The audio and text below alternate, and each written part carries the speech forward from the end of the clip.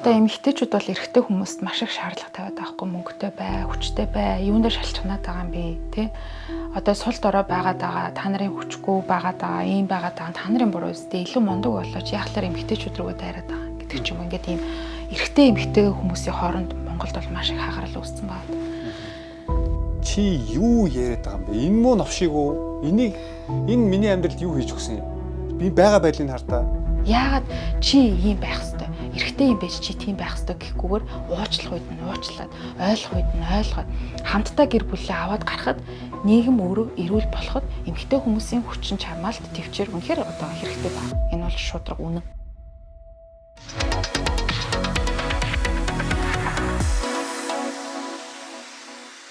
За сайн байцгаана уу? Золбоо ТV-ийн та бүхэндээ энэ гайхалтай өдрийн мэндийг хүргье. Тэгэхээр өнөөдрийнхөө подкастын зочноор сүүлийн үед маш их шүүмжлэлд өгтөөд байгаа нэгэн сэтгэл зүйчийг урьж оролцуулаад байна. Тэгэхээр за юуны өмнө Золбоо ТV-ийн үзэгчдээ өөрийгөө нэг танилцуулчихгүй тий. Тэгээд хоёулаа бичлэгээ эхлүүл. За үзэгчдээ энэ сайхан өдрийн мэндийг хүргэе. За намайг Амина гэдэг сэтгэл судлаач мэргэжилтэй. За тэгээд хүмүүсийн бас мэдгээр нөгөө асуулт хариултанд хариулаад өгдөг сэтгэл судлаач. Тэгээд яг өсвөлээд нөгөө асуулт хариултаасаа болоод бас нэлээ их шүүмжлэлт өртлөө тий. Миний хувийн байдал болохоор ерөөдөө Монгол улсын сэтгэл судлалын төвийг байгуулад 8 жил болж байгаа. Тийм тэгээд сэтгэл зүйн зөвлөгөө өгдөг, манай арт терапи, сэтгэл зүйн гэр бүл, хосууд, за тэгээд ганцаарчлан зөвлөгөө гэдэг ингээ өгөөд явж байна. За хоёулаа яриагаа эхлүүлэхээс өмнө би өөрөө ч яг тэр нэг шүүмжлэлд өртөөд байгаа рилсийг үзсэн л дээ. Тэгээд яг анх зүгээр яг сонсоод тэр рилсийг чинь үзэнгуутаа шууд миний зүгээс ч гэсэн өөрөө чи яг өмнөхөд буруутгасан. Яагаад ингэж хэлж байгаа юм бол те? Би бүр гайхаад тэгээд буруутгангуутаа хүн яг ямар үйлдэл хийдэг вэ гэхлээр би өөрөө чинь тэр рилсийг шууд би буруу сонсож байгааг бах таа гэд нэг өөрийнхөө Facebook пэйж дээр шууд шеэр хийсэн байхгүй юу? Тэгээд би яагаад тийм үйлдэл хийсэн юм бол гэж бодож үзлээ л дээ. Тэгээд би яг зөв шударгаар хэлэхэд энэ сэтгэл зүйч буруу ярьж байгаа үстэй гэсэн өөрийнхөө тэр мэдрэмжийг одоо Золбоо ТV-ийн дагагчтайгаа нэгсэндээ хуваалцаж байгаа байхгүй. Тэгэхээр ерөөс нэгсэндээ энэ хүн буруу ярьж гин гэсэн миний бодлыг дагагч нартаа л одоо өөрөө чинь нэгсэндээ шидэж өгч байгаа юм л да. Тэгээд би яг тийм үйлдэл хийчихэд яг тэрнээсээ жоо хитсэн. Тэнгуудаа шууд устгацсан байхгүй тэр юугаад. Тийм үү. Тэгээд тэр постоо устгацсан. Тэгээд яагаад би өөртөө шууд холбогдож болохгүй юм те. Өөртөө нь холбогдоод яагаад ингэж бичснийг нь асуугаад үзье л да гэд. Тэгээд би шууд өөрөө чинь Instagram руу бичсэн байхгүй юу. Яг өөрөө чинь бас тайлбарыг сонсомоор санагдаад. Тэгээд өөрөө чинь яг нөгөө тайлбар бичлэг байсан шүү дээ. Тэр Reels бичлэгийг үзээд тэгээд би бас жоохон ингээд холоос нэг харж үзээд өөрөө бас ингээд нэг ойлгож үзээд ер нь бараг зөв үнцгийг гаргаж ирсэн юм шүү гэсэн бодолд хүрсэн л дээ. За тэгэхээр үзэгчд маань яг ямар Reels нь шүүмжлэлд өртсөн юм бас мэдхийг хүсэж магадгүй. За асуултыг би та бүхэндээ хэлье. Үерхэд 2 жил болж байна. Би биедээ маш их хайртай. Гэхдээ найз залуу маань өөр эмэгтэйтэй унтчихсан байсан гэд өөрөө ч асуусан юмсан тий. За тэгээд одоо би та бүхэндээ Аминагийн тэр Reels-ээр хариулсан хариултыг та бүхэндээ уншиж өгье. Би тэр эмэгтэйгээс юугаараа дутсан гэж тэр эмэгтэйтэй унтж байгаа юм бол гэдэгт шархалж шаналж байгаа чи тий. Магадгүй энэ зүгээр нэг өдрийн зугаа та хоёрын харилцаанд нөлөөлөхүйц хүчтэй дотн харилцаа биш бол ирээдүйд найз залуутайгаа сууя гэж бодоод шийдчихсэн байгаа бол аль болох тэр найз залууга уучлахыг хичээсэн дээрээ. За эрэгтэй хүн бол алдна. Эрэгтэй хүн сэтгэлээсээ биш зүгээр бие махбодын таашаалдаа хөтлөгдөөд залуудаа бол иймэрхүү алдаа гаргагаа гэж Reels оруулаад Reels нь дуусч байгаа тий. Тэгээд энэ Reels нь яг хийсний дараа Аминад бол маш хүчтэй дайралтууд ирсэн гэдгийг бол би мэдчихээн. Яг тэгэхээр зүгээр би өнгөцгөн дүгнээд харахад хүртэл шууд ингээд бас тий. Дайрж байгаа хгүй тий. Яагаад ингэж хэлж байгаа юм бэ? Юу гэсэн үг юм одоо хараар тавилтыг баг ингээд сэтгэл зүйн шүүмжлэх хүлээн зөвшөөрчхөр Монголын нийгэм даяараа эрэгтэй хүн араар нь тавьж болно гэж байгаа юм шүү. За ялангуяа нөө араараа тавилтсан сэтгэлийн шарахтаа өвдсөн байгаа эмэгтэйчүүд бол зүгээр жинхэнэ дайсан гараад ирлээ шүү дээ. Тэгээд ялангуяа нөө мэрэгжлийн салбарын хүн ингээд ярьчингуу зүгээр баг өөрлөвчин амар дайралт ирэх нь бол ойлгомжтой байсан. Тэгээд яг одоо хоёлаа өнөөдөр подкастаараа яг энэ талаар ярилцъя. Энэ бол яалтчгүй өнөөдөр Монголд бол маш чухал сэдв, маш чухал яриа. Тэгээ ялангуяа би өөрөө Солонгост амьдардаг хүний хувьд одоо Солонгос Монголд ингээл монголчууд ирж байгаа шүү дээ. Яа араар тавилт бүр замбраагүй болдог яг үнэ хэлэхэд. Нөхөр нь Солонгос яваад өгөн тэнд нэг уулздаг эмэгтэйтэй болсон. Нөхөр нь эхнэр нь Солонгос яваад өгөн тэнд нэг уулздаг эрэгтэйтэй болсон. Тэнгуудаа баг ингээд нэг гэрт ингээд сууж байгаа мөртлөө эхнэртэйгээ видео кол хийгээд араар нь тавьж байгаа нь хажууд сууж байгаа байхгүй. Тийм замбраагүй харилцаа бол бүр дэндүү их. Монголын нийгэмд яг өнөөдөр маш их асуудал болоод байгаа сэдв шүү дээ нараар тавих гэдэг бол. Тэгэхээр өнөөдөр Амина сэтгэл зүйчтэйгээ бас энэ талаар ярилцах гэж байгаадаа маш их баяртай байна. Тэгээд өөрөө ч өнцгийг бас сонсгож байгаадаа баяртай байна. Тэгээд за яагаад яг гендер рилс дээр ингэж хариулах болсон бэ гэдгээс хоёул эхлэдэг хөө. За тий. Маш олон дайралт ирсэн үнэ. Ер нь бол нөгөө эмэгтэйчүүдийн бас талаас нь ихэвчлэн нөгөө эмэгтэй хүмүүс асуулт асуудаг учраас би нөгөө асууж байгаа асуултынх нь цаад тэр одоо нөхцөл байдлыг бодож байгаад өөртөө зориулж хариулдаг гэсэн. Гэхдээ нөгөө паблик надаас асууж байгаа учраас тэр нь мэдээж паблик хүмүүст харагдаж байгаа. Гэхдээ нөгөө хувь хүний сэтгэл зүйн зөвлөгөө болвол одоо жишээ нь өрөөнд дотор явж байгаа учраас хүний амьдралд маш олон зүйлүүд болдог. За ер нь бол нэг энэ уучлаач гэдэг үгний цаана ямар санаа байгаа даа гэхээр хүмүүс нөгөө нэг гаргасан алдаан дээр тэр хүнийг тэр чигтэн түлхээд магадгүй алдааг нь уучлаад боломж олгож иж тэр хүнд өөрчлөгдөх боломжийн орон зайг өгөх ёстой байтал тэр хүн нөгөө нэг алдаан дээр уучлагдахгүй сэтгэл зүйн хувьд маш их хаалтыг маш их одоо үүсгэлийг мэдрэх тусам амиа хорлох. Одоо шинэ эрэхтэй би нөгөө нэг сүлд яг Америкт байхдаа нөгөө амиа хорлсон тэр залуугийн рилийг нөгөө мэдээг сонсоод ер нь бол би өөрөө хямарсан л та. Над дээр орж ирж байгаа үйлчлүүлэгчд бол мэдээж ихэнх нь эмэгтэй хүмүүс байгаа. Гэхдээ бас эрэгтэй хүмүүс орж ирэхэд үнэхээр өнөөдрийн нийгэмд бол эрэгтэй хүмүүсийн сэтгэл зүй бол 0 цаг руу орсон. Одоо амиа хорлон гэдэг байдал түлхэгдэл нь тэр хүнийг алдааг нь уучлах, магадгүй хамгийн хайртай хүндээ хүн хамгийн их боломжийг олгож, үнэхээр цаашдаа амьдрыг гэж бодож тэр хүнийг одоо хайрлах сэтгэлээр сэтгэл зүйн хувьд хэрвээ тэр хүн эрүүлэр хандыг гэх юм бол уучлах орон зай, хайрлах орон зай, тэр хүнд боломж олгох гэд энэ зүйлүүд маш чухал байдаг. Яагаад тэгэхээр хизээж олон жил болж байгаа бат бөх харилцаа бол тэнд хизээж алдаа гардгуу гэсэн үг биш. За тэгэнгүүт хүмүүс бол ихэвчлэн толгоогоо угаалгаж байгаа байхгүй. Одоо шинэ бид нар бүгдээрээ багасаа хүүхэлдээ кино үзээд сайхан нөгөө үлгэрийн хайрыг хүсэж байгаа юм. За кинон дэр бол бодит амьдрал гарахаас илүү хүмүүсийн сэтгэл хөдлөлтөөр тоглолт хийж одоо гардаг штэ ингээд юм бол сайхнаар ингэж дуустдаг. Ингэх юм бол тэгин ингээд бид нар нөгөө итгэж байгаа тэр итгэл үнэмшил маань хитрхи хөөсөрсөн. Гэтэл бодит байдал дээр хүнтэйгээ харилцах явцад хамгийн их зовлон мэдэрдэг. Гэхдээ тэр зовлонг давах чадвар гэдэг маань тухайн хүний хувьд нөгөө сэтгэл зүйн хувьд багасаа өөрөө хайрлагдаж өссөн үү.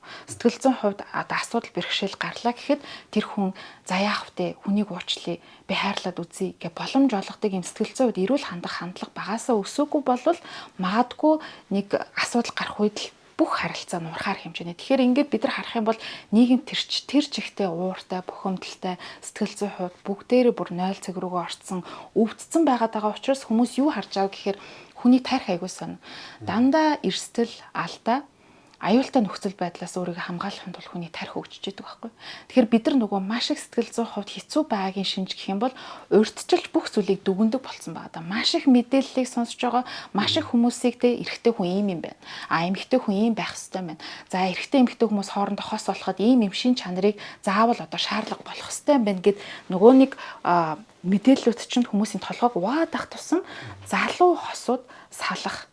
Залуу хосууд ялангуяа нөгөө бие биенийг харж байгаа онцгой анханасаа айгүй шүүмжлэлтэй ханддаг. За нэгдүгээрт чи санхүүгийн хувьд хэрэг чадамжтай. Хөөрхий дээр нэг 20 хэдэн настай залуу ямар юмны санхүүгийн чадамжтай байх вэ? Анх удаа хүн амьдарч байгаа учраас хувьслын явцад, өөрчлөлтийн явцад хүн төлөвшчихэд болохоос биш ирээдүйд үнэхээр зорилготой нэг замыг сонгоод хамт байж байгаа гэх юм бол тэр хоёр хүн хоорондоо өөрчлөгдөх явцад олон алдаа гарна. Гэхдээ хамгийн чухал үнц нь бол багаасаа би яг гэр бүлийн үнцнийг хосын харилцааг яг баталгаатай, зорилготойгоор за магадгүй үнэнчээр тийм үү ингээд авч явах надад чадамж байгаа юу, энэндээ бие биендээ баталгаа өгөөд ингээд явах зорилго байгаа юу гэдэг үнц нэгдүгээр байх хэрэгтэй. Гэт ингээд явж байгаа. Тэгэхээр нөгөө нийгмийн өвдөлтийг би одоо маш олон жил ингээд мэдрээд ахаар за яг хуу одоо жишээлбэл ингээд араар тавиулсан эмэгтэй нь орж ирээд энэ зовлонгоо яриад ингээд хэрэг би сонсох юм бол тэр эмэгтэй өвдөлтийг сонсон шүү дээ. Тэр эмэгтэй мэдээж хүн дахиж итгэхэ болно.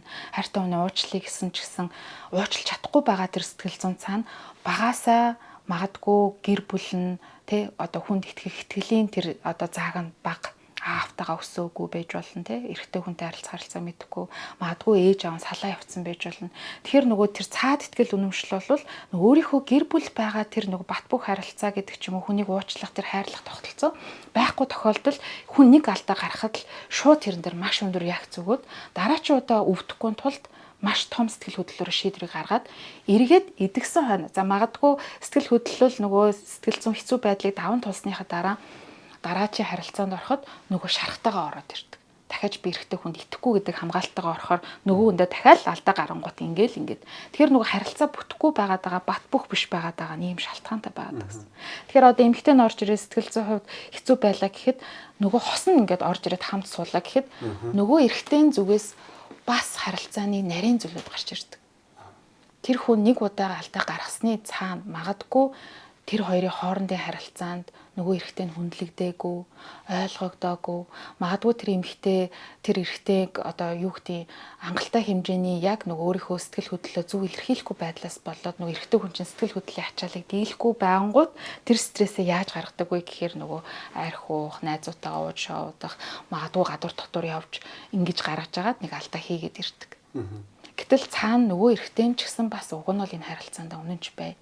Би энэ харилцааг аварж үлдмээрэн даач ингээд ийм асуудал болчлаа гэд хоёр тал адилхан бас буруутай, адилхан шалтгаанууд байдаг гэдгийг ингээд боддоор харах юм бол яг нэг хүнийг буруутгаад яг энэ ийм шүү гэдэг онолт өгөх ямар ч боломжгүй болсон байдаг. Тэгэхээр одоо ингээд бид нар нөгөө судалгаан дээр сууж байгаа. Тэгэхээр нийгэмд бол үнэхээр салалт бол үнэхээр бүр утгаа алдсан. Тэгэд энэний цаад шалтгаан яг юу байгаад байгаа гэхээр хүмүүс үнэхээр нөгөө хосын харилцаанд гэр бүлтэй байх нь тийм чухал биш юм байна. Ганц бие байх нь илүү амар буюу сэтгэл зүйн хувьд амар, санхүүгийн хувьд ч амар.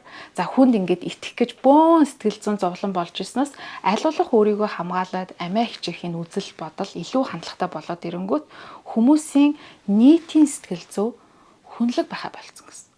Бүгд амиа хичээдэг. Асуудал үүсэхээс аль болох өөрийгөө хамгаалаад сууж идэг.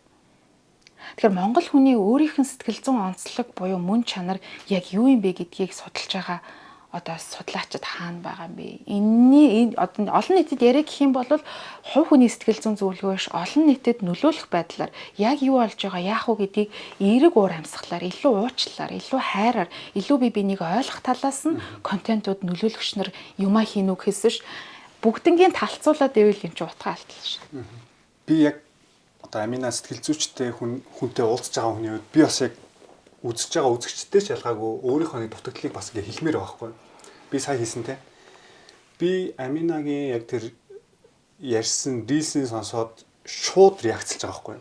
Яг тэгэхээр би бол их нэртэй ч юм уу яг аль биесээр найз хүнтэй болсон бол араар нь тавихыг бол 100% буруутгах төрлийн хүн байсан. Тэнгууд би Амина сэтгэл зүйч шиг мэднэ л дээ. Ер нь бол рилс төр бичлэгүүд энэ бол гарч ирэх юм бол байнга л үзэж яадаг сонсч яадаг. Тэгээд тэнгууд яг нэг удаа уучлалт та тэгээ араар нь тавьсан байна гингууд нөгөө яг миний дотроо зөв гэж боддог 100% зөв гэж бодож исэн тэр зүйлийг маань ингээд эсрэгээр нь тавьчихж байгаа байхгүй тийм. Гэхдээ энэ бол зүгээр яг миний нүдэнд анхс яг сэтгэл хөдлөл болж байгаа зүйл шүү дээ. Шууд тэрийг ингээ хүлээгээд авчихна. Оо яагаад ингэж ярьж байгаа юм бэ? Энд чинь буруу шүү дээ. Яахаар араар нь тавих хэрэгтэй. Тэгээ би яг өөрийн чинь тайлбарыг сонсоод нэг цаашаа суугаад нэг өөр өнцгөөс хараад бодсон энэ хүн яг юу ярихыг хүссэн те. Нийгэмд яг юу хэлэх гээд энийг ингээд болно гэж байгаа те. Яг ингээд цаатлаар нь нэлээ нухацтай бодоод үзсэн чинь зөндөө олон асуултууд гарч ирж байгаа байхгүй. Тэгээд би яг өөртөө бас нэг дүгнэлт хийсэн л дээ. Бас золбоо болоогүй л байна. Ямар хурдан юмд тэгж реакцлж ямар хурдан шийдвэр гаргадیں۔ Те. Тэгээд магадгүй би тэр рилсийг Facebook пэйж дээр тавьсан дээр 370 мянган хүн байгаа тэрийг ингээл ороод үзэн те. Үүстаа гэл ингээл бас бөө юм болохоор байхгүй. Гэхдээ энийг ингэж сэтгэл хөдлөлөөр шийдэх биш. Яг уулзаад ярилцаад те өөрөө чинь байр суурийг сонсох нь зөв юм байна гэж бодсон байхгүй. Тэгэхээр хүнд нэг тийм худлаа шудрагс гэдэг зүйл байгаад тах шүү байна л да. Шудраг болох гэж жүжиглдэг гэх юм уу? Шудраг яг ясам дээр хүн шудраг байж чаддсан юм уу те. Шудраг ёсыг хүн яг энэ шудраг шүү. Одоо 100 араар тавихгүй байх нь шудраг шүү ч гэдэг юм уу те. Хүмүүс бид нар яг эцээ шудраг байж чаддсан юм уу гэдэг нэг юм асуултанд асуултыг би өөртөө тавьж байгаа байхгүй. Тий. Аминагийн гаргаж тавьсан энэ асуудал бол маш олон өнцгтэй, маш олон талтай. Тэгэхээр би зүгээр харахтаа яг тэр хүний нэг бичсэн тэр нэг өгүүлбэр бараг багтгууц хэмжээний асуулт тавьсан шүү дээ. Гэхдээ өөрөө бас тэрийг нэг минутын дотор багтаад хариулчихж байгаа. Тэгээд тэр чинь бас нэг маш олон талаас нь харах боломжгүй болгочихж байгаа юм л дээ.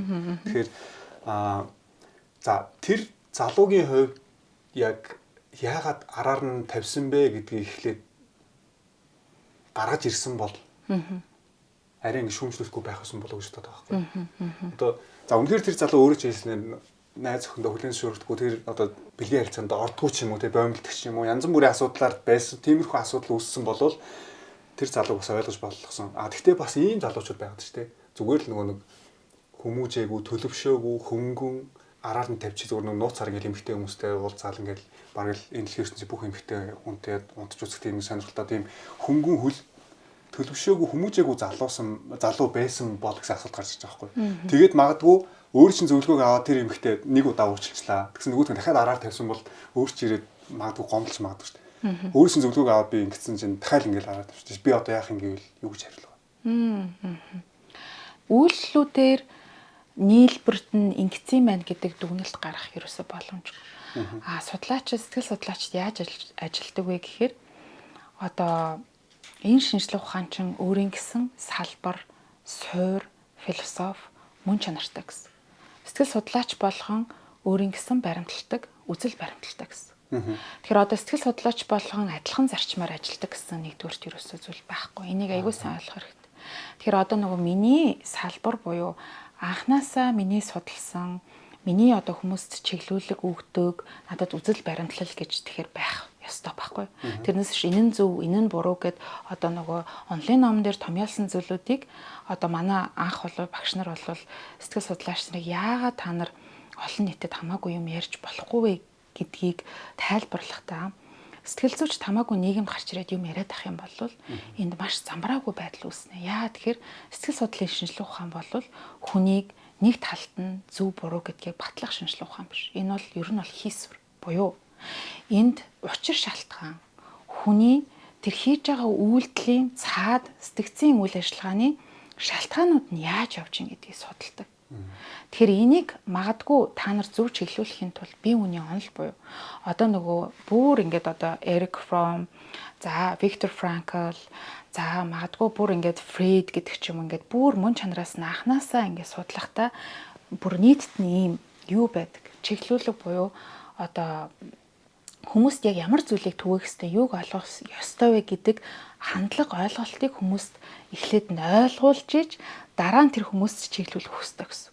Тэрнээс ш одоо учир шалтгааныг нь энэ зөв ингээд ийм шалтгаантай танаа ээж чинь чам трама өгөөд тэгээ чи ийм болцсон гэд ингээд хитрхийх тэрийг тайлбарлаад нөгөө өөрсдийнхөө судалсан онолоо хүмүүст хамаагүй энэ зөв шүү энэ буруу шүү гэж яриад ах юм бол хүмүүс тэрэн дээр төөрөгддгөө хитрхий нөгөө юмыг дүгнэлтэнд аваачаар хүмүүс яах учраа олохгүй зүгээр л зөв буруу гэдэг өөрсдийнхөө сэтгэл зүйн хамгаалтанд оронгууд тэрэн дээр ямар ч үйлдэл хийхгүй ямар ч өөрчлөгдөхгүй ямар ч бие биендээ харилцаанд орохгүй нэг л бүгдээрээ зөв гэсэн пайзыг барьсан юм хүмүүс болно. Тэгэхээр энэ бол айгүй аюултай ярихад.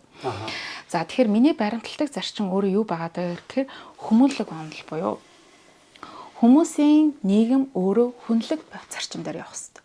Хүнлэг зарчмын цаана юу байгаа даа гэхээр хайр гэдгийг ойлгох хэрэгтэй. Тэгэхээр хайр гэдэг зүйлийн цаана юуг ойлгох хэрэгтэй гэхээр би бинийгээ хайрлан гэхээр за би танаас асууя. За хайр гэдгийг та юу гэж ойлгох вэ? Одоо хүмүүс ингээл би биндээ хайртай гэж штэ ингээл би хүүхдтэй хайртай, би ээж аавтай хайртай гэл яваад байгаа. Энэ хайр гэдэг мөн чанарын цаана яг юу байж болох вэ? Би хайрыг ингэж ойлгодог гэсэн байхгүй юу? Бага наснаасаа ингээд хайр гингууд элэг бүтэн гэр бүл тэгээ ээж нь суугаад аав нь суугаад хүүхдүүд нь инээлдэл нэг гой хамт хоолтел тэгэл үнсээл тэрэл эхнэрээ гой ойлгоол хүүхдүүдээ гой хүмүүжүүлээл тийм юм төсөөхөл тэрийг хайр юм болов гэж боддог гэсэн. Тэр айгуугаа хайр шиг санагддаг гэсэн.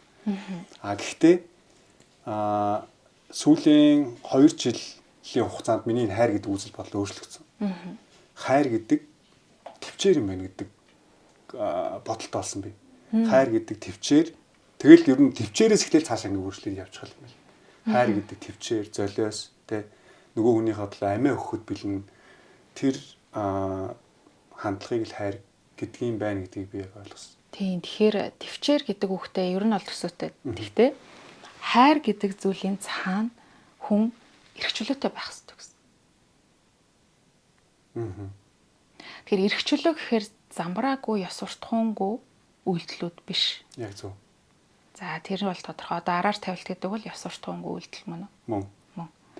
За тэгэхээр нөгөө сэтгэл зүйн хувьд дотоод эрхчлөө буюу бие бинийгээ минийх гэж өмчлөх буюу чи миний нөхөр учраас, чи миний найз залуу учраас гэд тэр хүний байгаа сул тал, даваа тал, магадгүй алдаатай, дутагдaltaй тэр бүх зүйлүүдийг хүлээн зөвшөөрөөд ойлгох гэж хичээгээд тэр хүнд өөрчлөгдөх, илүү сайн хүн болж энэ харилцаанд хуурж өөрчлөх тэр боломжийг нь олгох гэсэн. Хүн гэдэг талаас нь хараач гэсэн үг байхгүй юу? Эрхчлөлт. Тэгэхээр чи миний эхнэр учраас, чи эмэгтэй хүн учраас ийм ёс зүйтэй бай. Гэртээ ингээд хүүхдээ хараад байж.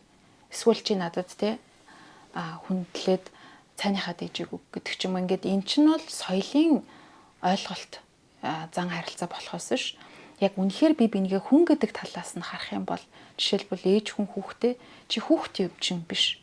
Хүүхд ч гэсэн адилхан анх удаага сэтгэл хөдлөлийг мэдэрч байгаа. Хүүхдийг уурлахад ээж хүн дагаж уурлаад ах юм бол ээж хүн өөрөө сэтгэл зүйн хувьд төлөвшөөгүй байхад.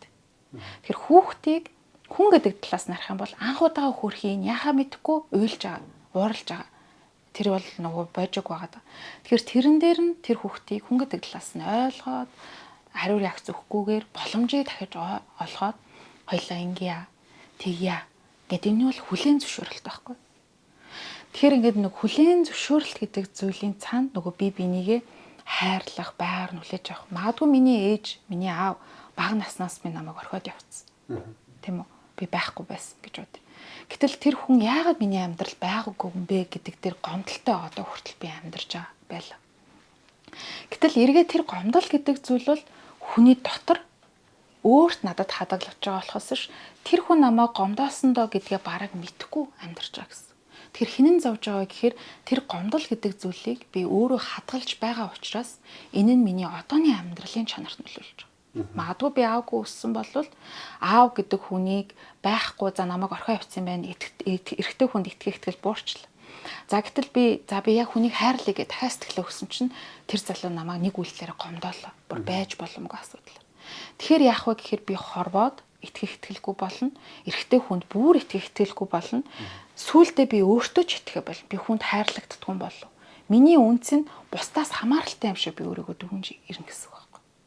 Тэгэхээр өөртөө итгэх, өөрийгөө нөгөө дахиад байгаар нь хүлээн зөвшөөрөх тэр хайрууд бүгд устж байхгүй болно гэсэн. Тэгэхээр шарахыг өөрөө хүн аваад амьдрдаг болохоос ш магадгүй хайрыг яг хүлээн зөвшөөрөл, уучлал тавьж явуулах. Би бол тэр асуултантай нийлээ гэж хэлээгүй, бас халаа гэж хэлээгүй байхгүй юу? Уучлаа л гэсэн. Тийм шүү дээ нэрээ. Тийм. Тэгэхээр хүмүүс маш өнгөцгөн дүгндэг байгаа. Тийм ээ. Би одоо яг чамаа ярьдангууд ойлгож байгаа байхгүй юу? Нэрээ тийм шүү дээ. Тэнд ерөөсөө сал нийлгэж хэлээгүй. Ерөөсөө л уучлсан дээр л хэлсэн шүү дээ. Тэгэхээр уучлаа гэхэд салах нийлэх нь тэр хүний өөрийнх нь цаашдаа сонголт.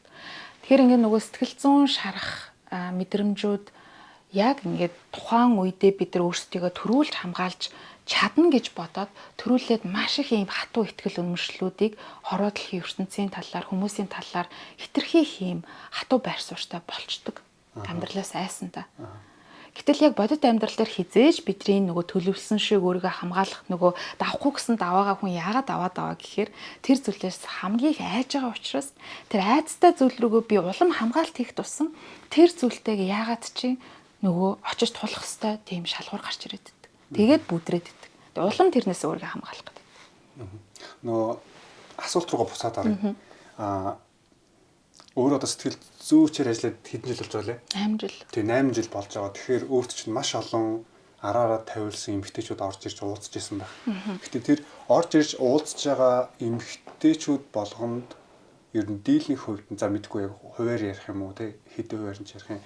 Дийлэнхт нь уучлаач гэж зүйлдэг үү айлсгүй бол яг яадаг бол тэрийг асуумаар санагдлаа. Уучлал гэж зөвлөхгүй л те. Яг уу тэр тухайн хүний өөрийг нь зовоод байгаа тэр мэдрэмж тэр мэдрэмжийг нь яаж чөлөөлөх үү гэдэг дээр л ажил. Тэр нь юу гэсэн үг би ойлгосон. За одоо жишээ нь ингээд тэр нөхөртөөгөө магадгүй нөхөр нь ингээд араараа тавиад ирсэн байлаа гэхэд тэр хүнтэйгээ үнэхээр ингээд цаашдаа хамт байхыг хүсэж байгаа. Гэтэ надад ярихтаа бол би тэр хүнээс салмаар байна, өвдөөд байна, зовоод байна. Гэтэ би гэр бүлээ бодмоор байна. Би хүүхдүүдээ авч үлмээр байна, тэ. Санхүүгийн хувьд ч гэсэн маш олон зүйлийг дундаа хийцэн байдаг. Тэр салах шиг амарх юм байхгүй. Тэр эхэндээ бол би ингээл одоо саллаа. Би одоо энэ хүнийг дахиж үзэхгүй гэдэг сэтгэл хөдлөлөөр орж ирж байгаа хүн ба шийдвэр гаргацсан орж ирдэг. Гэхдээ ярилцаад бүр цаад тэр хүний сэтгэл зүйн тэр нэг уучлах чадахгүй байгаагийн шархан дээр суур нөгөө гэр бүлтэй холбоотой шархнууд дахиад явж идэг. Ээжигээ уучлах чадаагүй, өөрийгөө уучлах чадаагүй. Ер нь сэтгэл зүйн хувьд угаасаа л бусдаас өөрийгөө ингэж хамгаалдаг, хүнд итгэдэггүй байх гэдэг ч юм уу ийм маш хатуу баримтлал байдаг. Тэгэхээр тэрэн ингээд нөгөө суур сэтгэл зүйн тэр хүндүр зүйлтэй ажиллаад ирэхээр за нэрээч бас миний ээж юм байж тээ, миний аав юм байж тээ. За ер нь би өөрийгөө чөлөөлөе дөө. Одоо ч гэсэн яах вэ? Энэ удаадаа нөхрөө уучлаад үзье. Тэгээд нөгөө хүний сэтгэл эдгэрнэ гэдэг чинь боломжийг олгоод цаашаага идгээд явангууд нөгөө урд нь байсан тэр нөгөө энэ намайг ингэсэн шүү гэдэг бодол маань харьцангуй багасаад эрүүлэр би бинийгээ нөгөө уучлаад хамтдаа явах тэр хорон зай нүсэд явдаг. Тэгэхээр ихэнх эмэгтэйчүүд бол гэр бүлээ авчулдаг сонголтон дээр дандаа бод. Салыг шийдвэр гаргачаад орж ирээд ер нь бол нийлээд гардаг л гэсэн.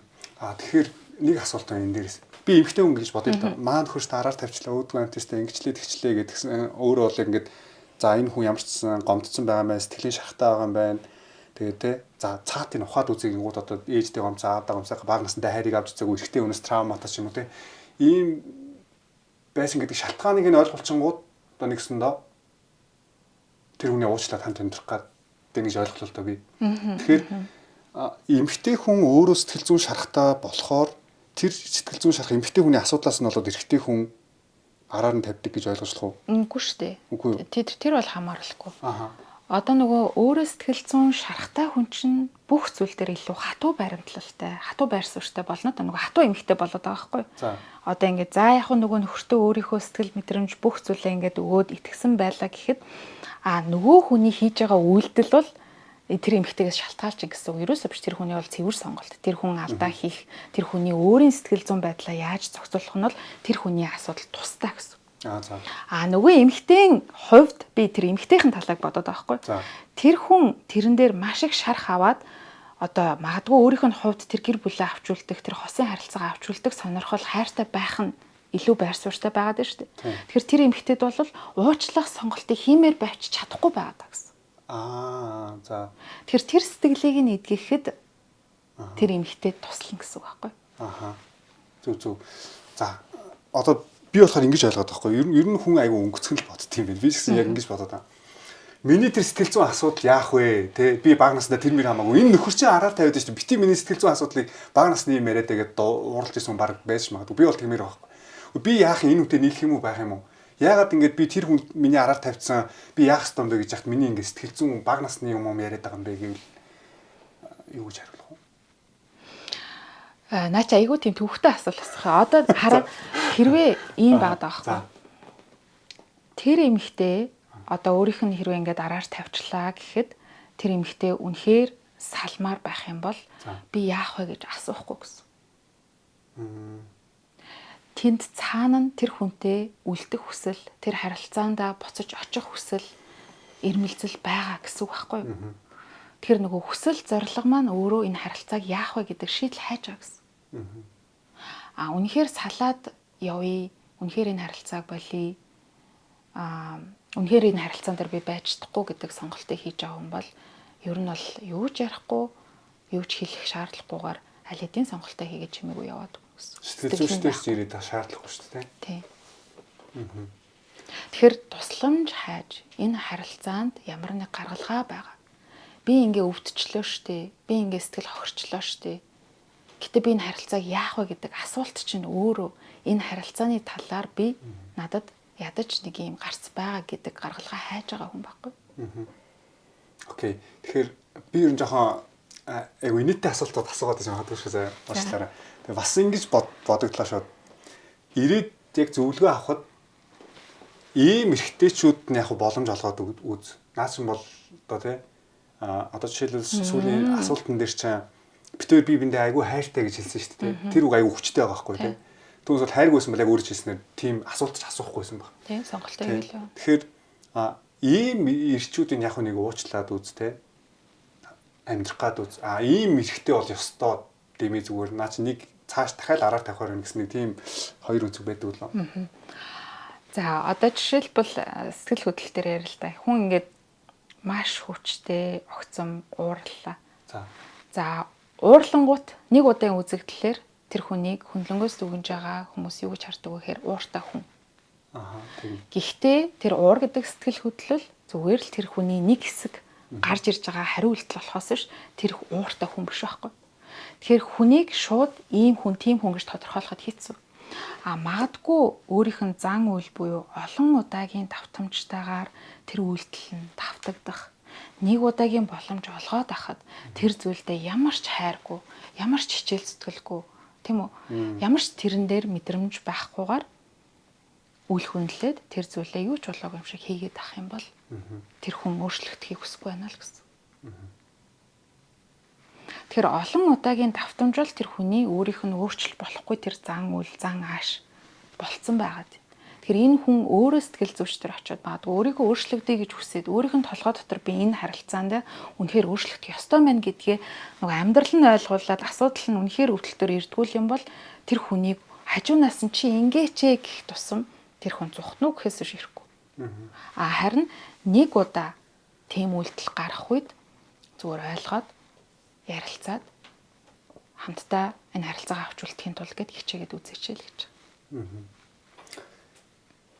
Тэгэхээр араар нөгөө нэг удаа тавих юм бол угаасаа л тэр бол араар тавигч гэдэг нэг үг яваад байгаа байхгүй. Тэг хүн тэгж болох ш хүн алдаа гаргаж болно. Яг зөв би бол наад хүүхдээ чинь санал нийл чинь хүн бол хүүхдээ л алдаж амьдрах юм бэл. Тийм. Тэгэхээр яг нэг ийм одоо тоон үзүүлэлт баримт юм уу судалгаа байд юм болов яг ямар төрлийн эмэгтэйчүүдийн нөхрүүд нь араар нь тавиад байна гэсэн тийм судалгаа байдаг болов. Одоо нэг ийм төрлийн эмэгтэйчүүдийн ирчүүд нь дандаа ингээд араар нь тавих магадлал өндөр байна гэсэн нэг тийм байдаг болов. Тэгээд л нэг юм тодорхойлолтод оруулах гэдэг байхгүй. Хэрвээ тэгээд тийм судалгаа гарчих юм бол эн чин угаасаа л араар тавих магадaltaй байна шүү гэдэг одоо нөгөө олон нийт чинь хажуу тухайн рүү хараал хэлдэг шүү. Нөгөө нарциссист гэдэг үг чинь сая ямар амар давалгаал ба. Тийм. Бараг хүн болгонд нарциссист боллоо шүү. Тий. Одоо нөгөө сэтгэл хөдлөлийн мэдрэмжээ магадгүй хурц илэрхийлдэг одоо манай 40-с дээш насны эгч нарын нөхрүүд нь манай ихнэр нарциссист юм байна гэж ямар их зөвлөгөө авав. Энэ зөвхөн өөрийгөө амиа боддог энэ намайг ингэж удирдаад байна. Өөрийгөө л хичээдэг. Би энэ хүний үгээр л байхгүй бол угаасаа энэ хүн намайг ингэдэг. Хааж бодог гэл. Тэгэхээр ингээд нөгөө нарциссист гэдэг нэр томьёо, нөгөө сэтгэл готрол гэдэг нэр томьёо, энэ хүн чинь ийм шүү дээ гэдэг ийм нэр томьёонд оруулаад байх тусам хажууд хүнээс хичгэлж амьдрах хүнд ер нь таагүй. Тийм байна. Гэхдээ ер нь бол тиймэрхүү эмгтээчүүдийн аюу хараар тавьж байгаа гэж мэдж байгаа ч гэсэн ер нь бол энийг ярих нь буруу гэж байгаа юм шүү дээ. Ярих ёсгүй, тэгж тусгаарлах ёсгүй. Тийм. Тэгэхээр тэр хүний өөрийнх нь одоо хувийн хийж байгаа сонголт болохоос ш тэр хүнийг тодорхойлж байгаа тодорхойлт гэж юусаа харж болохгүй. Би одоо анханасаа ийм хүнтэй суух юм байна. Анханасаа би ийм хүнтэй байх ёстой байна гэдэг хэд тодорхойлтонд орох тусам тэнд илүү их асуудал гараад байгаа. Тэгвэл эсрэгээр нь асууя. Эрэгтэй хүмүүс ер нь яагаад эмэгтэй хүний араар тавиад байгаа? Зөндөө олон шалтгаан байгаа л. Гэтэ яг тодорхой яг ямар шалтгаанууд дас болж араар тавьдаг юм дийлэх тохиолдол гэх юм. Нэг эрэгтэй эмэгтэй хүний сэтгэл зүйн онцлог ялгаа бас байгаа юм. За яг уу одоо жишээлбэл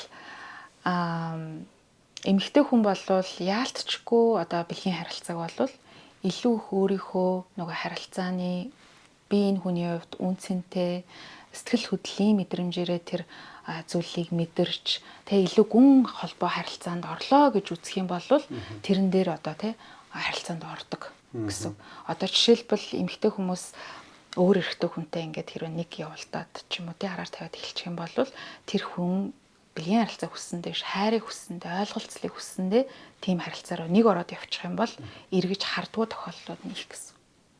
Эрэгтэй хүн бол бэлгийн харилцааг тийм сэтгэл хөдлөлийн мэдрэмж, хайрын мэдрэмжээр ордгүй л гэсэн. Зүгээр л тухайн үеийн одоо хэрэгцээ байдлаар хараад тэрэн дээр их ач холбогдол өгч энэ харилцаан дээр одоо жишээ нь би цаашдаа энэ эмэгтэйтэй байна гэдэг ийм их зүйлийг ургуулж бодож харахгүйгээр зүгээр л үйлддэг тохиолдлууд нь илүү харьцангуй. Яагаад тэгэхээр эрэгтэй хүн сэтгэл хөдлөлөөр хандхаас илүү логикоор бүх зүйлийг зүүн тархиараа хараад явж байгаа учраас эмэгтэй хүмүүс л илүү мэдрэмжээрээ хүнтэй холбогдох дуртай л гэсэн. Тэгэхээр энэн дээр зүгээр ялгаа гардаг.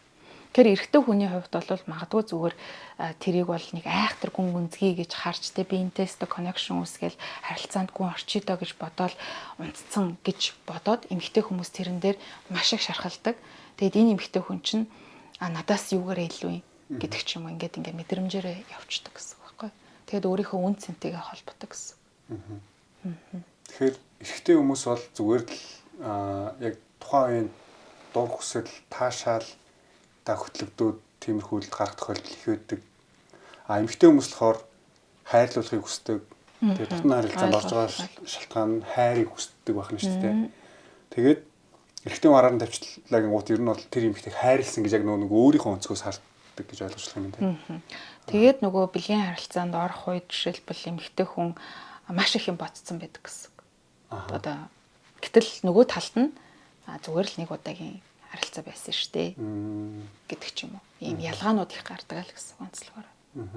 Тэгээд эрэгтэй хүмүүс Гэтэ зөвтгөж байгаа юм биш. Одоо дахиад нөгөө араар тавилдаг. Эрэгтэй хүн араар тавьдаг болдог. Эн чинь нэг хөнгөн зүйл гэдээвэл болохгүй л дээ. Гэтэ зүгээр нөгөө магадлалууд нь тийм байдаг учраас зүгээр тэр талаас нь харах юм бол нөгөө эмэгтэй хүмүүсийн хамгийн их шархлаад байгаа тэр нөгөө миний үнцэн хайр тий энэ зүйл дээр нөгөө илүү их гүн гүнзгий хүлээж авч шархалдаг байдаг. Эмэгтэй хүмүүс яг уу бие мах бодийн хувьд дур хүслийнхаа хувьд эрэгтэй хүмүүс эрэгтэй хүнээс харьцангуй бага үт юм байна л да. Эрэгтэй хүмүүс ч бол айгүйх нэг хүсдэг шүү дээ, тий. За яг мэддэг ш 50 гараад ирэхээр тийм буурдаг л. Гэхдээ ер нь 20 30 наснда эрэгтэй хүмүүс чинь ер нь эд нөгөө нэг айгүйх хүсч идэг нас нь. Тэгэхээр тэрнгээр нь дамжуулаад айгүйх нөгөө нэг маргалдангуудаа, зөрчилдөнгуудаа тэрнгээр нь айгүйх боомлдог гэдэг байгаа байхгүй. Чи надаас уучлалт гоохгүй бол одоо зүгээр гэр бүлийн ямар нэгэн тийм зөрчил хэрүүлээ нөгөө нэг бие бинийгээ хайрлах тэр бэлгийн харилцаагаар шууд боомлждаг ч юм уу те. Тэгээд харилцаанд нь орохгүй одоо түүл төр ихтэй юм чи яах юм бэ тэгэл хэцүү шттэ те.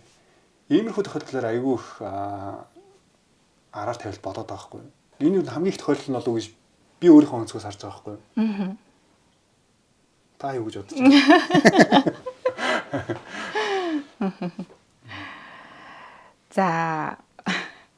За яалтчгүй угаасаа эмэгтэй хүний дааврын үйл ажиллагаа тэгээд нөгөө ийм бэлгийн харилцааг хүсэх тэр мэдрэмжүүд бол эрэгтэй хүнийхээс мэдээж харьцангуй илүү бага бодож байгаа гэдэг ч юм уу хэрэгцээ нь бол харьцангуй бага л та. Тэгэнгүүт эрэгтэй хүний зүгээр гол магадгүй ихэвчлэн араар тавьдаг зүгээр бодит кейсүүд дээр авч байгаа жишээ шүү за. Тэгээ одоо ингэдэг тэгдэг гэлчингүүт нөгөө туйлын үнэ ярьж байгаа юм шиг битгий бас тэгэж шүмжлээрээ. Тэг яг ихэвчлэн эрэгтэй хүмүүс өөр эмэгтэйг сонирхоод нөгөө харилцаасаа гараа авчдаг шалтгаанууд ихэвчлэн нөгөө эмэгтэйхээ хувьд би үн цэнтэй юм байна гэдгээ мэдрэхэ болохгүй юу. За ялангуяа эрэгтэй хүн бол эмэгтэй хүний хувьд би энэ хүнд хэрэгтэй вэ гэдгээ мэдрэх хамгийн том одоо эго хамгийн том сэтгэл зүйн хэрэгцээ.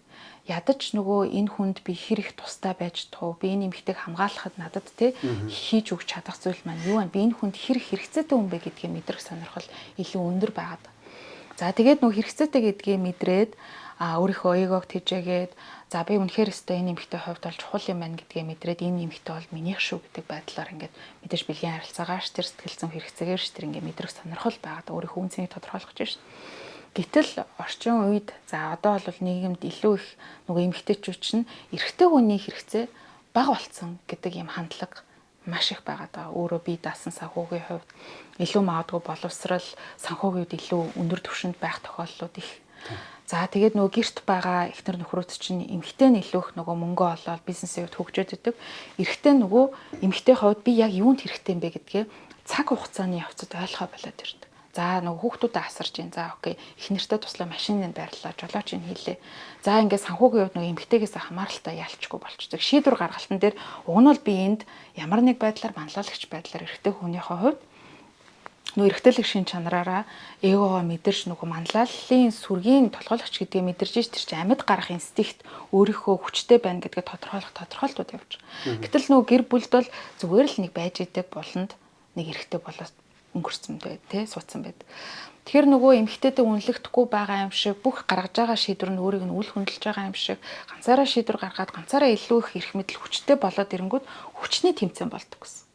Тэгэхээр нөгөө эрэгтэй чинь яалчгүй тэр гэр бүл хүчээ алдаад ирэнгүүт өөрийгөө мэдрэх хэрэгцээгээ ямар нэг байдлаар гадуур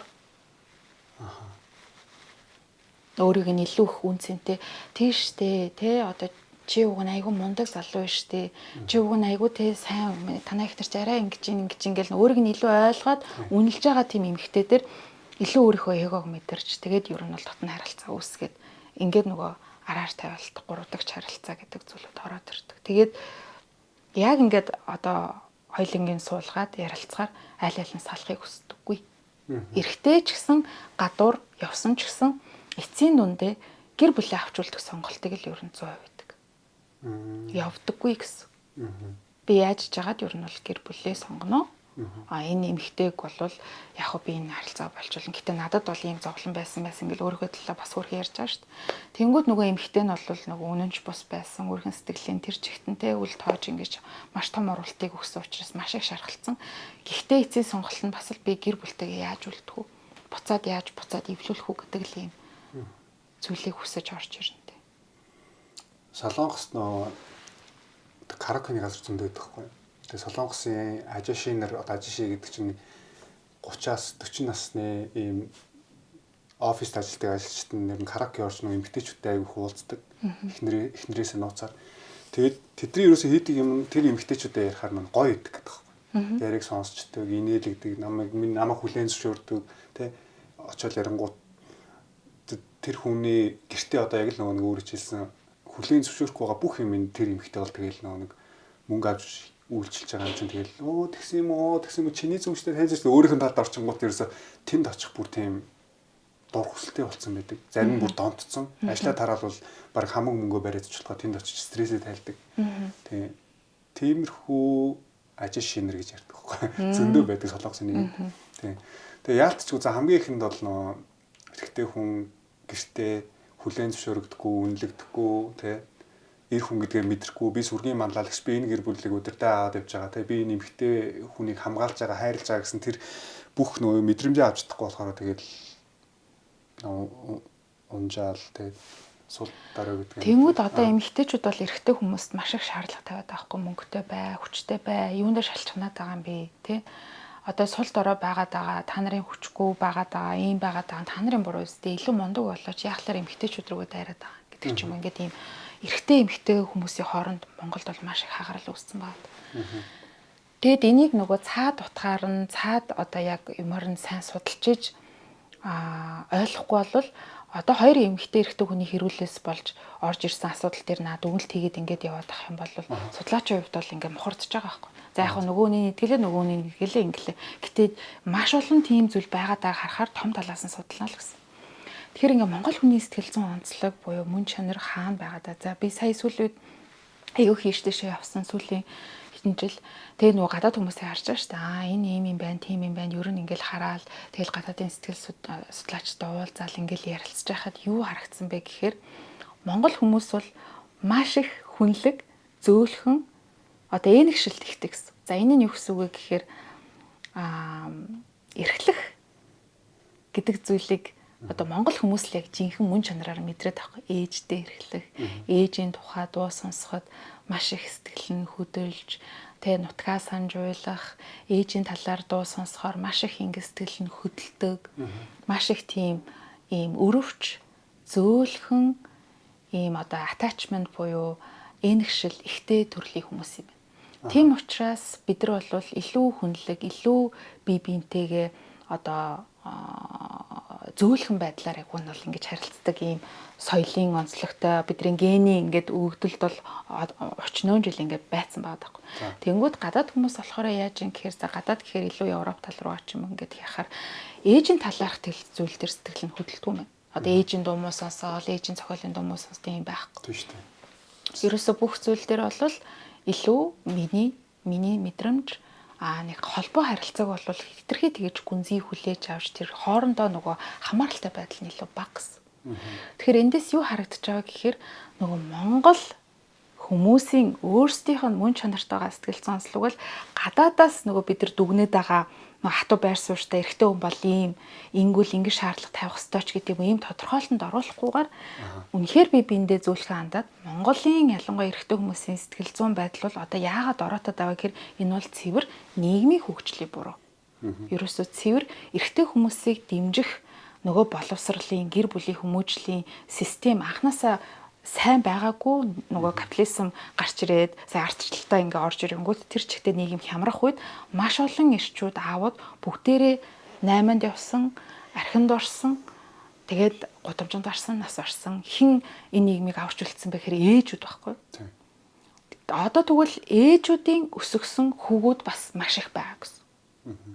Тэгэхээр энэ нөгөө маш их уян зөөлөн бас энэгшил сайлтай одоо юу гэх юм. Уг нь бол мөн чанараараа тийм айхтар гадаадын хүмүүсийг бодвол бид нар бол нэг айхтар сүрцсэн юм байхгүй. Одоо харин энэ системийг харахаар энэ үнэхээр гэр бүлийн үн цэнийг хамтд нь аварч үлдэхийн тулд эмэгтэй хүмүүс үнэхээр хүчтэй болоо сэтгэл зүйд илүү мэдлэг мэдээлэлтэй болцсон бол эрэгтэй хүнд яагаад зүйлх хандж болохгүй байна. Яагаад чи ийм байх хэвээр эрэгтэй юм байж чи тийм байх хэвээр гэхгүйгээр уучлах үед нь уучлаад ойлгох үед нь ойлгоод хамтдаа гэр бүлээ аваад гарахад нийгэм өөрөө эрүүл болоход эмэгтэй хүмүүсийн хүчин чармаалт төвчээр үнэхээр одоо хэрэгтэй баг. Энэ бол шудраг үнэн. Тэрнээс биш эмэгтэй хүмүүсийг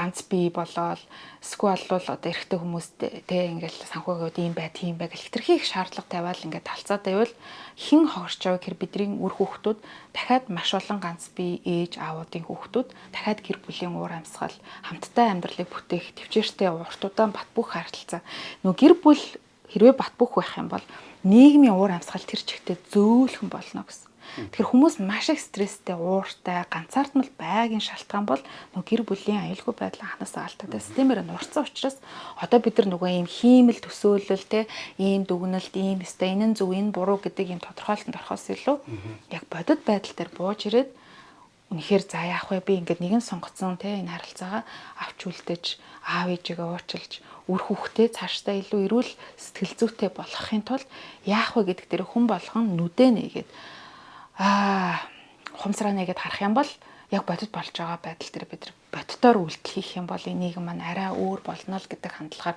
би хандаад байгаа. Хараад байгаа. За. Тийм. За би сэтгэл зүйчийнхаа яг өмнө нь араар тавилт гэдэг зүйлийг эрэгтэй хүний хувьд нэг дүгнээд хэлье. Тэгээд магадгүй би буруу зөрүү ярих ч юм уу эсвэл энэ дээр нь эн чин буруу шүү тийм тэр чин зөв шүү гэсэн байвал нэг шууд сэтгэл зүйч маань шууд засаад хэлээрээ би нэг дүгнэлт гаргах гэдэггүй тантай ярилцаад би яг ийм дүгнэлтэнд төрлөө.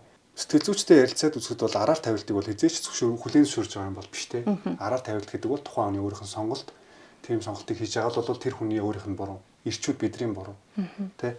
Ямар ч нөхцөл байдалд байсан тэр эмэгтэй хүнтэй аль биесээр үерхчил байгаа бол аль биесээр хань ижил болоод батлуулаад тэ суусан л болвол араар тавина гэдэг бол эрэгтэй хүмүүс бидрийн 100% буруу.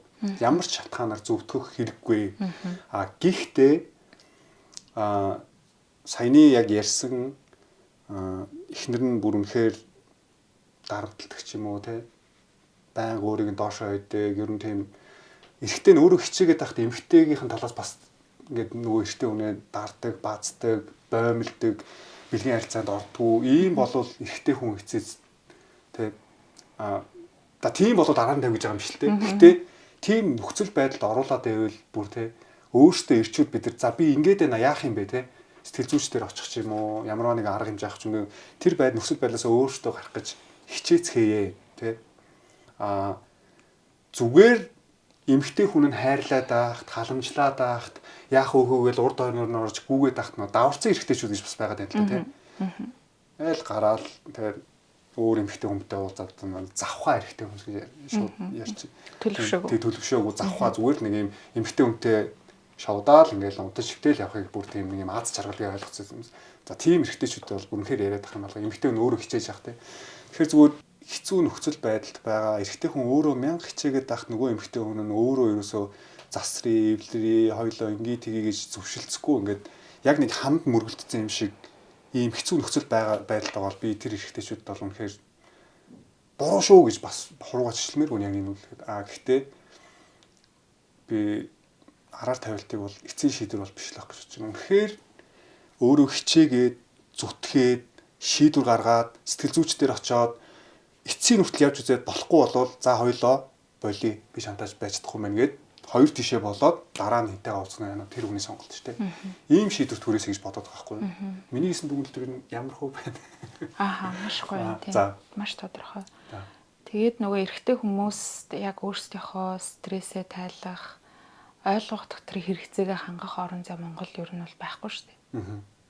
Яг юу байгаа юм, юуч байхгүй. Тэгэхээр нөгөө өөрийг нь ойлгож байгаа найз нөхд рүү явдаг. Тэгэнгүүт эрэгтэй хүмүүсийн дотор магадгүй уруу татж байгаа найзууд нь юу гэж хэлдэг вэ гэхээр за ганц удаа яавал гэдэг ч юм уу. Ингээд нөгөө уруу таталтууд, арх шоудалтууд Монгол бүр ингээд газар аваа тэр чигтэл бараг тийм биш шүү дээ. Эрэгтэй хүмүүс хаана байна гэхээр орон байрны эсвэл нэг ажил дээр эсвэл гудамжинд те ингээл энэ тэнд ерөөсөө найз нөхдөөгөө л тэгж стрессээ гаргаж байна. Гэтэл өөр тэгж байх. Гэтэл за яг би бүр Монгол гэд хэлж.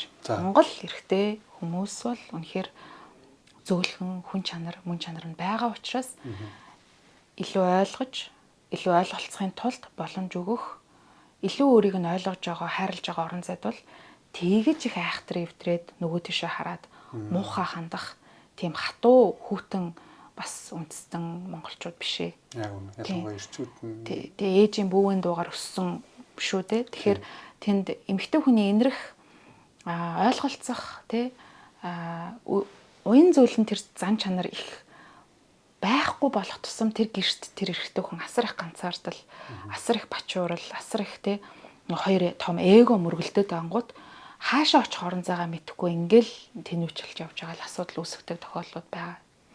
Гэхдээ бүгд гэж хэлээгүй шүү. Тэгэхээр нөгөө нийтлэхээр нь харахаар ийм дүр зураг байгаад байгаа учраас за яг эмэгтэй хүмүүс илүү жоохон энэ удаа хариуцлагыг нь аваад илүү хуучлаад илүү их нөгөө зөөлөн ийм хандлагаар бие биендээ буруугаар нөлөөлөхгүйгээр одоо эмэгтэй хүмүүс бол хоорондоо магадгүй хэцүү болох үедээ бас л нөхрөө муулж байгаа асуудлаа ярьж байгаа. Тэгэнгүүт эмэгтэй хүмүүс найзууд нь ч юу гэж зөвлөж байгаа гэхээр сал наа ч өстө муу ирэх хүн байна. Наа ч өстө чадахгүй байна. Чамайг авчиж чадахгүй байна. Тэгвэл наа ч өстө амар юм биш гэл тэгэж хэлж байгаа ганц өгүүлбэрт л тэр эмэгтэй хүн салах шийдвэрийг гаргах магадлал өндөртэй байхгүй. Тэгэхээр ингээд нөгөө нийтээрээ байгаа тэр сэтгэл зүйн хандлага маань өөрөө тэр чигтээ сүрэг байгаад байгаа учраас энд ингээд нөгөө хувийн харилцаан дээр яг ямар байх ёстой вэ гэдэг талаас нь хинч ярихгүй байна. Зүгээр л талцуулах, дүгнэлт тэ ийм байдаг, тийм байдаг гэдэг зүйлийг л яриад байгаа болохоос ш шийдэл, гарц гаргалгаа бид нар өнөөдөр хаана байгаа вэ? Одоо яах вэ гэдгээ бүгдээрээ нэгдэж ярилцаж нэг чиглүүлэх гармаар ш. Амины сэтгэл зүй чи яг ярьж байгаа зүйл ингээд зүгээр өнгөцхөн одоо зүгээр ингээд хальт сонсоод өнгөрөх юм бол ирчүүдийг өмөрөд байгаа юм сонсогдоод байгаа хгүй. Гэхдээ яг цаад утгын ингээд бүр сайн өнгийгөд харах юм бол өөрөө ч гэсэн риск дээр тайлбарсан биз дээ. Эцэц би ирчүүдийг өмөрөд байгаа шалтгаан нь эмэгтэйчүүдэд хайрлаад хамгаалаад байгаа маа. Эмэгтэйчүүдийнхээ талд байгаад маа. Яагаад гэвэл эмэгтэй хүмүүс хохироод үлддэг гэсэн байхгүй. Тэгээ би тэрийг нь бас айгу яг өөрөө ч аамаас яг гүнзгий сонсмоор юм л да. Яагаад тэгж тайлбарласан юм бол. Тэ эмэгтэй хүмүүс болвол хүүхэд гаргана. За тэгээд илүү их нөгөө одоо жишээ нь ганц бие болоод явж байхад эмэгтэй хүмүүс ялангуяа дотооддоо өөрийгөө тэр хайрлах, өөрийнхөө нөгөө уян зөөлөн байгаа тэр нэг юм мэдрэмжүүдээ шархлах тусам алдчихдаг гэсэн. Тэгэхээр илүү нөгөө тестостерон буюу нөгөө эрэгтэйлэг шин чанараараа тархиараа өөрийгөө сэтгэл зүйн хувьд улам хүчтэй болгож хамгаалах тусам тэр эмэгтэй хүн нөгөө илүү хүчрэхэг, илүү их нөгөө логикоор шийдвэр гаргадаг, илүү зарчимж, илүү ингэж нөгөө логикоор дүгнэлт байдлаар бүх зүйлийг харсаар байгаад нөгөө дотроо бидний систем, эмэгтэй хүний сэтгэл зүйн систем болвол тэр илүү их логикоор харж байгаа, илүү хатуу шийдвэрээр өдөр болгон тэгж одоо хариуцлага өөрч шийдвэр гаргах тийм чадамж угаасаа байхгүй. Эмэгтэй хүн сар болгон сарын тэмдэг ирж байгаа, дааврын маш олон өөрчлөлтөнд ордог. За эмэгтэй хүн илүү унтах шаардлагатай. Систем нь бол арай өөр гэсэн. 7 хоногийн 5 өдөр ажиллах ямар ч тийм чадамжгүй байхгүй. Гэтэл бид нар илүү их хүчрэхэг эрэгтэй хүмүүстэй яг адилхан хэмжээнд зүтгэх ёстой юм шиг нэгдүгээр нөхцөл байдалд орж байгаа. Хоёрдугаарт илүү их сэтгэл зүйд хохирох тусам илүү хатуу болоод за хатуу болчлоо шархаад авч чадахгүй болно шүү дээ. Тэгэнгүүт эмэгтэй хүн за хичнээн ингээ хайртай хүнтэйгээ уулзраад хамт байсан ч гэсэн сэтгэл зүйн хоосрол ганцаардлыг мэдрээл яваад байдаг. Улам дотроос хоосрол яваад байдаг. Энд юу болж байгаа гэхээр нөгөө доторх эмчилгээ эмэгтэйлэг байдлын тэр мэдрэмж маань байхгүй болоод илүү эготой эрэгтэйлэг болонгууд нөгөө талд эрэгтэй тэрийг яаж хүлээж авдаг вэ гэхээр өөрийнхөө өрсөлдөгч шиг хүлээгээд авчдаг. Нөгөө өөртөө тэмцэлтэй дээ. Энэ намайг ялах гад байна. Эрэгтэй хүн бол ерөөсөө тэмцэлдэг горимтой хүмүүс шүү дээ. Тий. Өгөгдлөөсөө байхсан. Тэр эмэгтэй хүн бол эрэгтэй хүнтэй тэмцэлдэж өрсөлдөх ямар ч шаардлагагүй. Тэгэх тусмаа бид нар дотроосоо хоосон болоод нөгөө хайр гэдгийг мэдэрхэ болол нөгөө хажууд нь эрэгтэй хүн хайрлж исэн гэсэн тэр хайрыг мэдрэхгүй ингээд улам хатуу болцсон ингээл явж идэг. Тэгэхээр эмэгтэй хүмүүс хохирдог. А дээр нь за гэр бүлээсээ саллаа гэхэд хариуцлагыг дахиад 2 дахин ачаа өөрдөг. Тэгээ илүү их зовдөг, илүү хатуу болдог. Тэгэхээр эцсийн дунд эмэгтэй хүмүүс нь хохирч байгаа. Эрэгтэй хүн бол тухайн үедээ шархаллаа, гомдлоо, дараачийн эмэгтэй нь гарч ирлээ. Тэр эмэгтэйтэйгээ дахиад амьдралаа үүсгэн. Гэхдээ мөн чанар нь өөрчлөгдөхгүй яг л явж идэг. Эмэгтэй хүний дотоод мөн чанар гэмтлээсээ болоод өөрчлөгдөх тусам эмэгтэй хүний амьдралаар амьдарч байгаа болоод эхэлж байна л гэсэн. Тэ хайрлагдах гэдэг зүйлийг хүртэл мэдэрхэ болно гэсэн үг. Тэгэхээр хайр шүү дээ. Тэгэхээр яг зөвхөн миний бүр үнэхээр дотроо бодож явдаг зүйлийг сэтгэл зүйч маань хэллээ. Тэр нөө солонгос аягүй дотроо онгорчлоо шивонэ гэж хэлдэг байхгүй юу? Дотроо онгорчлоо бүр тэгэхээр нөө эмэгтэйчүүд маань ингээд эрэгтэйчүүдтэй ингээд нэг гэрт орохороо нөө байр сууриа булаацалтад алцаад байдаг л да. Би тэгтээ нэг зүйлийг тодорхой хэлмээр байна. Эрэгтэй нь хичээгээд байхад тий эрэгтэй нь амьдралын хадлаа хичээгээл наан цаана ороод ингэчгээсэн тэгчгээсэн гэдэг нэг юм эмэгтэйдээ таарахтахаар ингээд урд нь бөмбөлзөөл явдаг эрэгтэй хүмүүс байдаг шүү дээ. Тэгж яхад нь давраал нөгөөдгөө шүүмжлээл чи ингэсэнгүү тэгсэнгүү чи ингэж тэгэж гээл нөө алцаатай одоо энэстэй ингэчих юм бол даварчин энэ төргээд нэг тэгж ярьдаг. Тих тусам л нөгөө амьдрал нь улам ангал руу унаал нөгөө нэг эрэгтэй нь бүр ингээд нэг юм умби саймтан болчихж байгаа юм л да тий ямар ч сүрсүлтгүй. Тэгэд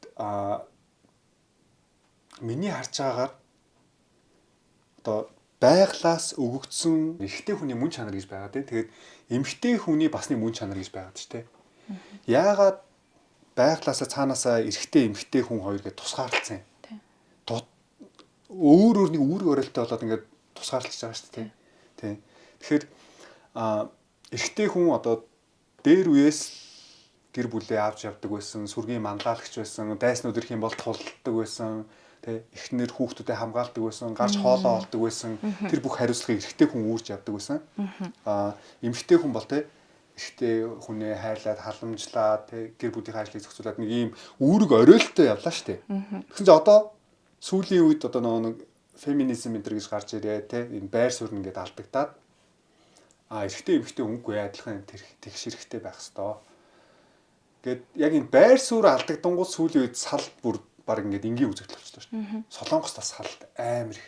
Би одоо солонгос нөө айлуудад ажил хийжсэн байхгүй юу. Тэгээд нөө салж байгаа айлууд төр зөндөө очдөг. Нөө нэг ихнэрийнх нь ачааг авч явна, найскууд нөхрийнх нь ачааг авч явна гэж салж байгаа айлууд зөндөө байдаг байхгүй юу. Солонгосчууд ч өөртөө мэдчихэж байгаа. Одоо өөрөөс нөө хэлсэн байл шүү дээ. 4-5 гэр бүл болоход 2-3 салж ийна гэж. Солонгос бас тиймэрхүү үзүүлэлтэй байгаа байхгүй юу. За тэр Европ бол яриадах юм байхгүй. Нэг гэрт орлоо таахгүй бол байлиг гээл тэгэл нөгөө хүүхдээ хоёр талд өгж аваад тэр нь бүр энгийн үзэгдэл болсон. Тэгээд нөгөө нэг дараагийнх нь ирсэн залуутаа нөгөө нэг эхнэрийнх нь залуу ингээд хоорондоо баг найз майз болсон те. Ийм гачин одоо гаж ийм нийгэм бий болчиход байгаа байхгүй. Тэгээ энийг яг ингээд за яг энэ үндсэн суурь нь хаана алдагдчихж байгаа юм бэ гэд харангууд ерөөсөө л нөгөө ир ими байр суурь алдагдаад байгаа байхгүй. Ирчүүд нь эмэгтэй хүний хайрлж мэдхээ болцсон, эмэгтэйчүүд нь эрэгтэй хүний хүндэлж мэдхээ болцсон. Тэгэхээр энэ асуудлыг ер нь яг сэтгэл зүйн талаас яаж харж байна? Энэ байр суурь алдагдах ер нь энгийн үзэгдэл үү? Цаашдаа яг энэ чигээр явах юм бол яг манай нийгэм яг юу болох гээд байгаа юм? Тийм. Зөвхөн эрэгтэй эмэгтэй хүмүүс хоёр тал болж байгаа. Би биндээ алдцъя гэж хоёр тал зогсоод ах юм уу? Тийм. Энийг юу сэтгэл зүйчид яаж харж ийн, ямар өнцгөөс харж ийн, энэ ямар нэг шийдэл байна уу? Энийг яг бүр нөгөө том зураглалаар нь судлаад сайн харах хэрэгтэй байгаа даа. Гэтэ манай сэтгэл судлаач нар ер нь бол судалгаа явуулаад ингээл харж л байгаа байх. Миний зүгээр яг ажигласнаар, судалснаар яг юу болж байгаа, яагаад хүмүүс ийм болцсон юм бэ гэдэг. За нэгдүгürt бол бид нар маш цөөхөлтэй арт хүн байхгүй. Монгол хүмүүс бол маш цөөхөлөө шүү дээ. Тэгэхээр ингээд бид нар цөөхөлөө учраас бид нар юуг хамгаалж үлдэх ёстой вэ гэдгийг хамгийн түрүүнд харах ёстой байна. За газар нутаг, өв соёл, хүн ам. Тэр хүн амын бодлого дээр гэр бүлийн доктортой хөгжил гэдэг зүйл ордог. Гэтэл гэр бүлийн доктортой аюулгүй хөгжил гэдэг зүйл нь угаасаа тэр чигтээ алдагдаад байгаагийн цаана за бид нар өв соёлынхаа үнэт зүйлээ алдаад ойлгохоо болцсон юм байна. За би бинийгээ нөгөө эрэгтэйгээ хүндэлдэг тийм үү? Ингэх ёстой гэдэг зүйлүүд нь байхгүй болоод нөгөө замбраагүй буюу гадны мэдээлэл нөгөө капитализмын нөлөөлөл буюу багаас Америк кино үзсэн. Америк хүүхэлтэй кино. Европын нөлөө. Энэ ойлголтууд чинь орж ирэхээр капитализм өөрөө юуг нийгэмд бий болгодог вэ гэхээр бие даасан байдал буюу нөгөө индивидуал бие даасан байдлаар өөрийгөө хөгжүүлэх гэр бүлээс илүү бие гэдэг маань чухал юм байна гэдэг зүйл рүү явдаг гэсэн үнцэн нь. Тэгэхээр нөгөө миний хувийн өмч би өөрөө чухал гэдэг ийм ойлголт нийгэмд яваад ангууд нөгөө эмэгтэй хүмүүс нь би ч гэсэн бас чухал юм байна. Би ч гэсэн бас хөгжих ёстой юм байна. Би ч гэсэн эрхээ хамгаалах ёстой юм байна. Би ч гэсэн бас эрэгтэй хүнд ингэж хүчирхийлүүлж болохгүй мэн гэдгээ эрхээ хамгаалахын тулд нөгөө балансыг барихын тулд феминизм гэдэг зүйл гараад ирчихэж байгаа. За гэтэл энэ феминизм чинь магадгүй ингээд балансаа бариад явчих ёстой байтал Монголд нэх айхтар одоо юу гэдгийг хүчирхийл гэдгээс илүү эмэгтэй хүмүүс, эрэгтэй хүмүүс бие бинийгээ ялгааг нь ойлгоход хамтдаа яг нөгөө соёлоод агаад цөөхөлхнээ юм чинь бие бинтийгээ нэгдмэл тэ нэг бүлэг байдлаар ингэж одоо бие бинийгээ ойлгох тэр арга ухаанаа хадгалж үлдэх ёстой байтал нөгөө би гэдэг маань хөгжих тусам эмэгтэй хүмүүс илүү хүчтэй болоод за тэгээд эрэгтэй хүнтэй яг чицүү адилхан юм байна гэж ойлгоцсон. Адилхан гэдэг нь нөгөө нийгмийн хувьд байр суурьаараа ажлын хувьд карьерийн хувьд байж болно. Гэхдээ адилхан гэдэг нь надтай адилхан сэтгэнэ гэсэн үг биш. Надтай адилхан сэтгэл зүйн онцлогтой гэсэн үг биш байхгүй. Энэ хүн бол өөр. Эрэгтэй хүний онцлог бол өөр, эмэгтэй хүний онцлог бол өөр. Тэгэхээр нөгөө ярих сувг нь бол өөр хүмүүс байгаад байгаа учраас ялгааг нь хамгийн гол нь хүндлэх, хүн гэдэг талаас нь хүлээн зөвшөөрч, эрэгтэй гэдэг талаас нь ойлгож хүлээн зөвшөөрнө. Эрэгтэйчүүд нь ч гэсэн эмэгтэй гэдэг талаас нь ойлгож хүлээн зөвшөөрөх нь хамгийн том чухал ойлголцол байгаа даахгүй. Тэгэхээр бид нар эхлээд юуг ойлгох вэ гэдгийг аягүй сайн судлаад харчих юм бол дараа нь тэрийг яаж эвлүүлэх вэ гэдгийг харах гэдэг. Гэтэл тэр ойлголт нь гадны нөгөө нөлөөнөөс орж ирсэн тийм ингэх ёстой, тэгх ёстой гэдэг ойлголтууд байгаа юм л да. Миний бас нэг харж байгаа өнцөг зүг болов буруу болоо би бас нэг сэтгэл зүйчээс асуумаар байна. Юу ихлээр одоо яг сэтгэл зүйчийн маань өмнө хэлсэн манай Монголын ирчүүд ерөөсөө сэтгэл зүгээ мэдхээ болцсон гэж яриад байгаа шүү дээ. Сэтгэл Монголын ирчүүд ерөөсөө сэтгэл зүй гэдэг юм ойлголт байхгүй. Сэтгэлээ илэрхийлж чаддаг. Ерөөс сэтгэл чиз юу гэдгийг баг мэдэхгүй те. Төмөрснүүд болцсон байна шүү дээ. Тэгэхээр яагаад ер нь ирчүүд нь өнөөдөр ийм төмөрснүүд болсон? Яагаад эмэгтэйчүүд нь ийм амар хүчрхэг болсон те? Одоо хүчрхэг гэдэг нэг эмэгтэй хүн хүчрхэг гэдэг нэг томьёо гараад ирлээ шүү дээ. Яагаад ийм болсон бэ гэхээр би энийг яг хаанаас нь олж хараад байгаа вэ гэхээр одоо 80-аад оныхны үе, бидний үе, бидний 70-аад оныхаа ах эгч нарын үе, бидний ээж аав нарын үе гэдээ байна те.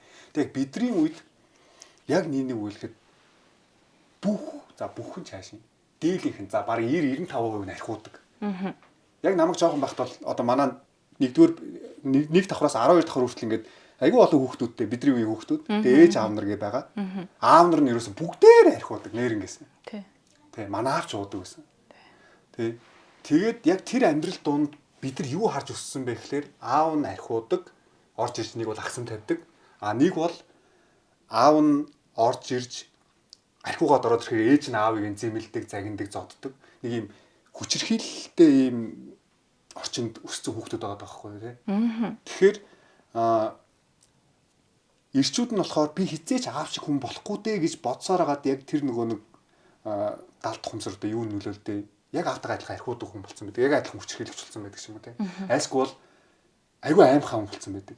Эмэгтэй хүнээс хамааралтай. Айс тэр ээж нь ч юм уу аавыг нь байнга зэмэлдэг, загиндаг, зодддаг те орж ирэх гутнаас та ч юм уу архичин гэл гаргаж хөөгөл гэр мөртөө оруулахгүй юм байдаг гэсэн бол эмэгтэй хүмүүс айдаг болсон. Тэ. Тэгээд нөгөө нэг харж өссөн охтууд нь юу өссөн бэ гэхлээр юу харж өссөн бэ гэхлээр аавыгаа хараад энэ эрэгтэй хүмүүс ер нь ингэж даврааж болдгоо юм, архиулгаж болдгоо юм. Эдрийг ста яг суусан цагаасаа эхлээл алж яах хэрэгтэй юм байна те. Тэгээд нөгөө ээж нь аавыг нь яаж загиндаг, айсгүй аав нь орж ирээд хүчрхийлэл ахсан тавьдаг гэдэг юм уу. Яг нөгөө баг насны энэ харж өссөн юмнууд нэг сэтгэл зүйд нь нөлөөлөл гэр бүл болоод ороод ирэнгუут нэг нь нөгөө хүндээ хүлээн зөвшөөрөгдөх гол те арх марх угаал нэг аавынхаа ээжээс үйлдэл хийх гэдэг нөгөөх нь болохоор за энэ хүмүүст багаас нь яг эхнээс нь энийг буулгаж авахгүй болохгүй шүү гэд тэр бидний баг наснд өсвөр наснд харж өссөн орчин айгүйх нөлөөсөн болов гэж би хараад байхгүй юу.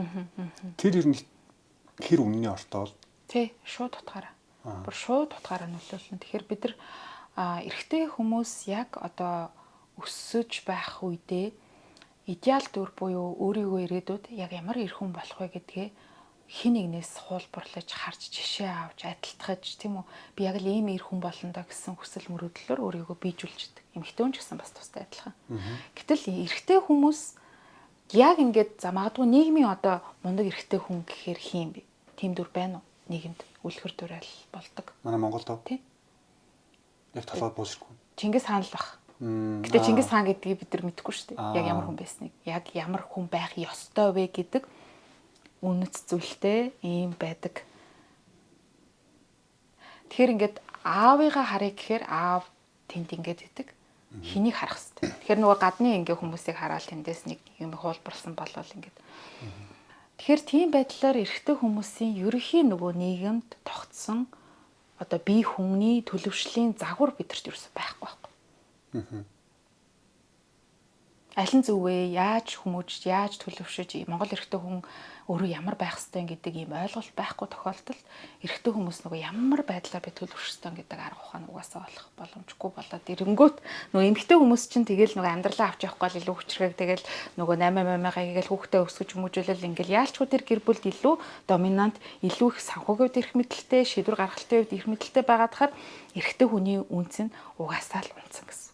Эмэгтэйчүүд нь яг нэг аавыгаа архиудаг байсан, агсан цогтуутай гэдэг байсан аавыгаа харцсан. Тэгээ ирчүүдийг бараг үзэн ядцсан тийм далд тухамсартаа. Ирчүүд нь тухайд хүүхдүүдээс ирчүүд нь болохоор тийм нэг юм би хизээч архиухгүй дэ гэж яагаад өөртөө архины хамааралтай болсон ч юм айсгүй бол амар тийм аимхаа болсон. Эмэгтэй хүнд өөрийгөө илэрхийлж чаддгүй, сэтгэл зүгээс илэрхийлж чаддгүй юм ус болсон байна. Тэгэхээр за бидний үе яг өнгөрчээ тий одоо 35-аас дээш насныхан бол яг ингээд өнгөрч. Яавал бид энэ алдааг давтахгүй байх ёстой юм. Яавал бид нар одоо энэ салалт, хагцал, үр хөвгт өнчиржүүлдэг энэ чинь тийм нэг гээ энийгэд ярьдаг зүйл биш шүү дээ. Маш том сэдв. Тэгээд энэ нийгэм цаашд ямар байх вэ гэдэг асуудал шүү дээ. Одоо сая Чингис хааны хэлээ. Чингис хааны хэлсэн үг нүрт байгаа шүү дээ. Биеийн засад гэрээц засад төрөөцтэй. Тэгээд бие засч чадахгүй бид нар. Тэгээд бие засч чадаагүй юм чи юм гэрээц би сэтгэл зүгээс ойлгоогүй юм гэрээц. Тэгээ гэрээц цагаа хүмүүс чинь ингээд ийм их салалтаа хоёр тал болоод ямар нэг асуудал гарч ирэнгүүт хоёр тал болоод хуваалц талцаад хоорондоо алдцдаг ард түмэн чинь юун төрөө засах вэ те. Тэгэхээр бид нар ер нь яах вэ? Яаж энэ ирээдүйд дүүнэртаа нэг айтаахан юмыг хүмүүжил зөв ойлголт тийг үлдээх үү? За тэгэд ийм тохиолдолд яад юм бэ гэдгийг судлаад исэн чинь хүний ингээд нөгөө амьдралын одоо жишээ нь цаг хугацаа гэж байгаа шүү дээ. Өнгөрсөн одоо ирээдүй. За тэгэнгүүт хүн өөрийгөө судлая гэх юм бол сэтгэл зүйч ч гэсэн адилхан өнгөрсөн цагийн судлаад байгаа гэсэн. Өнгөрсөн цаг буюу миний дотоодод өнгөрсөн цагт би ямар мэдрэмжээр амьдарч ирсэн, ямар хүн байсан бэ гэдэг дээр тулгуурлаж одоо ямар зан үйлтэй байна. Одоо юу болчин гэдгийг судалж шийдэл гаргаж өгдөг, ирээдүйд яахыг гаргаж өгдөг гэсэн. Яг энэтэй адилхан хүн өөрийгөө эхлээд таны мэдээ гэх юм бол доторх гений мэдээлэл буюу миний өвөг дээдс, өв соёл, миний дээшээгээ дахиад нэг 7 үе гэж яриад байгаа. Энэ хүмүүс маань ямар хүмүүс байсан бэ гэдгийг судлах хэрэгтэй байна. Одоо нийтээрээ гэсэн. Одоо энэ шийдэл гарах гэдэг шүү дээ. Тэгэхээр бид нар ингээд ирээдүйд ямар хүн болж төлөвшөж яаж энэ нийгмийг хамгаалах вэ гэдгээ олохын тулд эхлээд өөрийгөө судлаа. Би ямар ингэж тий удамтай юм. Миний ингээд удамд гардаг алдаанууд маань ямар юм. Магадгүй архины нөлөөтэй олон асуудал байлаа гэхэд одоо жишээ нь бөөдөр очдог ч юм уу тий. Ингээл ламдаар очиход нэг юутай хараалтай юм байна ч гэдэг юм уу ингээл яриад байдаг. Гэхдээ энэний цаана ингээд харах юм бол юу аавэ гэхээр ерөөсөө урд нь магадгүй та бүхний удмаараа ойлгоогүй буюу босоо шугамар харах юм бол миний өвөг дээдэс урд нь амьдарч исэн хүмүүсийн гений мэдээлэл зан тий ааш сэтгцийн тодорхой хэмжээний онцлогуд надад хадгалаастай байгаа учраас би тэр зүйлийг магадгүй алдааг нь дахин давтчихж болно гэсэн үг. Тэгэхээр урд нь гаргаж исэн манай удмын алдаа хэрвээ ямар нэг байдлаар ийм байгаад ингэсэн гэсэн бол би одоо яг энэ зүйлийг засах хэрэгтэй байна. Би дахиж тийм үйлдэлийг хийх ёсгүй байна гэдгээ яг одоо цаг дээр ойлгож өөр дээрээ засаж өөрийгөө илүү сайн хүн болж илүү төлөвшүүлэх тал руу өөрийгөө чиглүүлэх хэрэгтэй. Ингээд явж идэл ирээдүйд би яг юу руу очих вэ гэдгийг аяндаа ойлгох. Тэгэхээр нийтээрээ ерөөхдөө өөрсдийгөө судалж урд нь бид нар ямар хүмүүс байсан бэ гэдгээ судлахын тулд нөгөө өв соёл, зан заншил, ямар зүйлийг хадгалж үлдэх хэвтэй. Ирээдүйд юуг нь үн цэнтэйгээр авч үлдэх хэвтэй гэдгээ судлаад тэрэн дээр нэг юм тодорхойлолт гаргаж ирэх хэвтэй л гэсэн. Тэрнээс ш одоо гадны магадгүй санхүүгийн хувьд ч юм алдартай тэ инфлюенсер дуучин ч гэдэг юм уу, ерөнхийлөгч гэдэг юм уу тэр хүмүүсийг хараад ийм болох хэвтэй байна гэдэг ойлголтыг бид нар олж мэдэх боломжгүй ш. Тийм болохгүй. Өөрөө чинь ярьсан бас нэг ярианаас миний хамгийн анхаарал татсан зүйл юу гэхээр dark feminism гэдэг юм гараад ирсэн юм гэдэг байхгүй. Тэр нь яг яадаг юм бол би feminism гэж сонсч байсан болохоос dark feminism гэж өөртөө сонсож байгаа байхгүй юу? Тий, dark feminism гэдэг нь ерөөхдөө нөгөө эмэгтэй хүн өөрийнхөө үн цэнийг хадгалж, тийм үү? Эрэгтэй хүнийг өөрийнхөө үгэнд оруулж удирдахыг хэлээд байгаа. Тэгэхээр одоо эмэгтэй хүмүүс одоо жишээ нь эрэгтэй хүнийг гоохгүй, эрэгтэй хүнийг ойлгох гэж хичээхгүй, эрэгтэй хүнийг магадгүй хайр сэтгэлийн өөрийн болгож ч юм уу харилцаандаа авч үлдэн гэх юм бол өөрөө илүү бие даасан үн цэнтэй бай. Тэгэх юм бол тэртээ тэргүй хороодлогын ертөнц чамаар хайрлана. Эрэгтэй хүмүүс чиний хайрлах гэдэг хүн ч гэсэн араас ч ирнэ. Гэдэг нэг ийм dark feminism гэдэг зүйл чинь бүр маш их газар авлааш сая. Тэгээ эмэгтэй хүмүүсийг чинь илүү тэ хүчрхэг бай, үн цэнтэй бай. Өстө нэрэ чи өөрийгөө л зөвхөн бод. Тэг эрэгтэй хүнийг бити араас нь гуй ойлгох гэж хичээх хэрэггүй. Чи өөрийгөө ойлгосон байхад хангалттай гэдэг ч юм уу. Ийм ойлголтууд маш их явсан гэсэн. Энэ бол нэг ёсондоо бол эмэгтэй хүмүүсийг дотроос нь өөрийг нь төрхөн зур харагдаад байгаа юм шиг мөртлөө яг бодит байдал дээр харах юм бол харилцааг удаан хугацаанд тэгж авч явах ямар ч боломжгүй байхгүй. Яг бодит байдал дээр. Зөвхөн өөрийнхөө үн цэнэ бодоод тэ өөр хүүхд гэр бүл нь ингээд олон зүйл байхад би л өөрөө үнцэнтэй би л өөрийгөө хайрлж ивэл бус нь хамаагүй гэл ингээд суугаад ах юм бол магадгүй зарим хүнд үйлчилж магадгүй тий хажууд байгаа эрэхтэй нь өөрийг нь гуйгаал говшаал өөрийнхөндөө гүлгшиг байгаад ич магадгүй. Гэхдээ энэ бол эрүүл бус буюу токсик харилцаар ороо явчихж байгаа. Тэгэж муухай байдлаар хүчийг нэг тал руугаа удирдах нөгөө хүнээ манипуляц хийж болохгүй байхгүй. Шударгалах хэрэгтэй гэсэн. Аль аль нь хичээн, аль аль нь зүтгэл гаргана, аль аль нь ойлгох гэж чинь. Тэгэхээр миний хувьд яг зөв өнөөдөр өөртөө ч уулзч үзээд яг өөрсгч юм сэтгэл зүйч байгаад үнэхээр бас талархаж байна, баярлж байна. Яагаад вэ гэхээр яг өмнө нь хэлэхэд эрэгтэй хүмүүсийг өмөрөөд байгаа юм шиг мөртлөө цаад утгаараа эмэгтэйчүүдийг битгий таамар хохироод үлднэ гэдэг санааг нь гаргаж ирж байгаад би айгүй баярлаад байгаа хгүй. Эрэгтэй эмэгтэй хүн хоёр нийллээ, суулаа, хань ижил болоод үр хүүхэдтэй боллоо, маргалдлаа, асуудал үүслээ.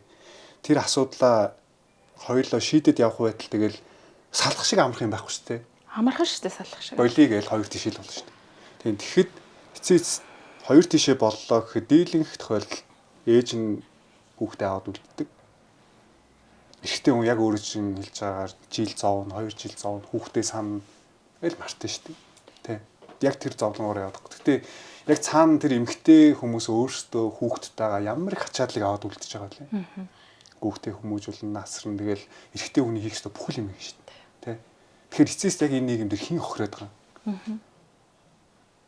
Энэ асуудлыг ингэж хөндөж шүүмжлүүлж бас хүмүүст хүргэж байгаа чинь баярлалаа. Тийм бас талархууштай яг нөө өөрөө хэлснээр яг дийлэх сэтгэл зүйчд бас жоохон яг иймэрхүү нөө эмзэг сэдв ярихаас жоохон айдаг юм шиг байгаа тийм нөө шүүмжлүүлчих болоо яаж хол тэг хэцүү тийм. Тэгээд энийг ингэ зөрөгтэй бас ярьж байгаа чинь маш их баярлалаа.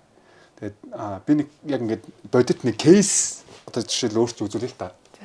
Та одоо карьертэй, амжилттай, цалин их авдаг. Та гаднах бүх ажлаа хийдэг заяа. Тэгээд гэртээ суудаг нөхөртэй байлаа гэж бодъё л доо. За би одоо жишээл гэртээ суудаг нөхөр чинь би хүүхдүүдэд хардаг, хувцснараа аваадаг, гэр орноо цэвэрлэдэг те. Одоо house husband гэдэг нэг юм бас гараад ирсэн шүү дээ. Эмэгтэй нь илүү цалинтай байх юм бол эмэгтэй нь ажиллаа гэдэг эрэгтэй нь гэрийн хааштай гэдэг чинь хүүхдүүдэд хардаг. За тийм байдал, нөхцөл байдал гэр бүл боллоо гэж бодоход тэр эрэгтэй хүн нь за нэг гомдоод байна гэж бодъё л та тийм. Айгүй их ингээд ажил төрлөө гэр орны ажилтсан бас тийм амар шүү дээ. Ингээд хийж яхад орж ирэхээр ингээд нэг жоохон гомдоол суугаад байвал эмэгтэй хүн яг тиймэрхүү эмэгтэй хүмүүс яг ямар реакшн гаргаж явах хэрэгтэй юм бэ? Энэ харилцаа ер нь оршин тогтнох боломжтой мó? Эхнэр нь нөхрийн үүргийг гүйцэтгэж байгаа ийм гэр бүл харилцаа ер нь оршин тогтнох боломжтой мó? Мэдээж байгаа л да. Гэтэ маш цөөхөн хувь байгаа шүү дээ. Тийм болоод эмэгтэй хүмүүс нь бүр амар ухаан шаардах гэдэг байхгүй юу? Гаднах ажлаас зохицуулна бас нөгөө эрэгтэй хүний нөгөө хүлээн зөвшөөрч хүндлэх гээд штэ. Яг иймэрхүү гэр бүлүүдийг анзаараад байх дайн хэрүүл маргаантай байгаа. Нэг бол салдаг, нэг бол төвчж амьдраад байгаа байхгүй юу? Иймэрхүү тохиолдол ер нь яг яах ёстой юм бэ? Энэ харилцаа шууд буруу гэж хэлж болохгүй л хэл та. Тэгээ одоо нөгөө эмэгтэй нь илүү их байр суурьтай шийдвэр гаргах ёстой. Санхүүгийн хувьд илүү ингээд хүчрэхэг байгаад байгаа нь бас тэнд нэг юм гэр бүлийн зорилго гэж байгаад байгаа шүү дээ. За хамтдаа аз жаргалтай амьдрах гэдэг шүү дээ. Тийм. Хамтдаа зүтгээд нэг байшинтай олчихъя, машинтай олчихъя, санхүүгийн хувьд нэг ийм чадамжинд хүрчихье гэдэг тодорхой зорилго нэгдүгürt байх хэрэгтэй гэсэн. Гэтэл нөгөө ямар ч тийм зорилго байхгүйгээр тасралтгүй мөнгөний төлөө зүтгээл тасралтгүй их олон тэр хэрэглээг хангахын тулд ингэж явж байгаад нөгөө тодорхой зорилго цаг хугацааг аль аль нь тохиролцож ярилцаагүй улмаас тэр бүх зүйл үрд үргэлжлэх юм шиг нөхцөл байдалд хүн яхаа мэдэхгүй сэтгэл зүй докторгүй болоод асуудал үүсч эхэлдэг. За эрэгтэй магадгүй гэртээ суух шаардлагатай гэдэг зүйл гарч ирлээ гэхэд тэрийгэ эмэгтэй нь хүндлээд одоо хоёуланд нэм зорилго байна. Ингээд явчих юм бол гэд шийдвэрээ дандаа дундаа гаргаж ирж. Нөгөө эмэгтэй нь би шийдвэрээ гаргаж байгаа юм чи би илүү их мэдлэлтэй юм чигээ ганцаараа шийдээд яваад ил нөгөө эрэгтэй нь юу болж байгаа мэдэхгүй арын фононд маш их ганцаардаж орхигдсон мэдрэмжийг авдаг гэсэн. Гэтэл хамтдаа ингэ явж байгаа шүү. Би энэ удаадаа галын урталт нь ингээд ингэчлээ хоёлаа энэ зорилго дээр ингэ хүрчих юм бол тэр болтол миний ханд өвчээрээ. Хүүхдүүдэд харчаарай. Гэд хүндлэлтэй бүх зүйлээр харьцаж ярилцсан гэсэн. Шийдвэр гаргахтаа санхүү эрх мэдэлтэй хүн яг нь бол илүү шийдвэр гаргах эрх гарч ирдэг ч гэсэн тэр болгоноо эрэгтэйтэйгээ ярилцах хэрэгтэй. Энэ бол ядаж сэтгэл 100% тэр хүний хүндэтгэж орон зайд миний хажууд байж гэр бүлтэй хамт байгаа шүү гэдэг хүндлэлийг үзүүлж байгаа маш том хэлбэр. Тэгвэл нөгөө эмэгтэйчүүд нь илүү их шийдвэрээ ганцаараа гаргаад чи юугаа мэдтiin? Би ингэ явж байхад чи намайг ойлгосонгүй гэд улам нөгөө эрэгтэй хүнээ түлхээд ганцаардуулаад байд. Тэгэхээр нөгөө санхүүгийн хувьд бол зорж байгаа зорилго маань тодорхой цаг хугацаатай төлөвлөлтөл байдаг шүү дээ. Тэгэхээр тэр болтол хоёлаа ингэнэ одоо ингэж байгаа шүү гэдэг шийдвэр болгоныг хамтдаа ярилцаж тэр хүний оролцоо байгаа шүү гэдгийг мэдрүүлэх нь л хамгийн чухал. Тэгэхээр нөгөө байхгүй гэдгийг мэдэрчүүл тэгэл хүн ер нь тий хэцүү болоод эхэлж байгаа асуудлууд тэндээс л үүсэж байгаа. Тэрнээс биш үүргээ хуваалцах тий зүйл бол амьдрал дээр бол одоо байх л зүйл тий. Миний амьдралдаа гаргасан одоо ингээд алдаануудаасаа эргэсүүлээ бодоход би юмыг өөр дээр айгүй хүн тусгаж чаддаг төрлийн хүн байсан байгаа байхгүй. Ер нь эрэгтэй хүн эмзэг байх буруу юм биш үү? Мэдрэмтгий эмзэг юмыг хит хүнд хүлээж чаддаг. Тийм байх буруу юу эрэгтэй хүн?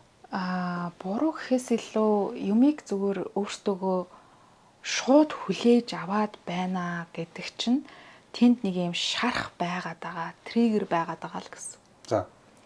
Одоо ингээд багаасаа ямар нэг байдлаар өөрийг нь хинч хамгаалж байгаагүй тий ямар нэг нөхцөл байдал тэр хүүхдийг би өөрөө л энэ бүхнийг даван туулахгүй бол өөр хинч намайг хамгаалахгүй байна гэдэг сэтгэл зүйн хамгаалах систем эго маань хүчтэй болцсон үед том болох тусмаа бүх зүйлийг өөртөө холбож ойлгодог. Би сайн байх хэрэгтэй.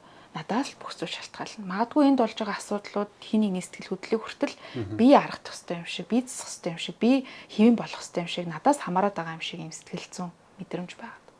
Тэгэхээр энэ бол өөрийгөө идэх асуудал болохоос ш эмзэг гэдэг асуудал биш байхгүй. Тэр шарахыг зөв техникээр засаад бүх зүйл чамтай хамааралгүй юм байна.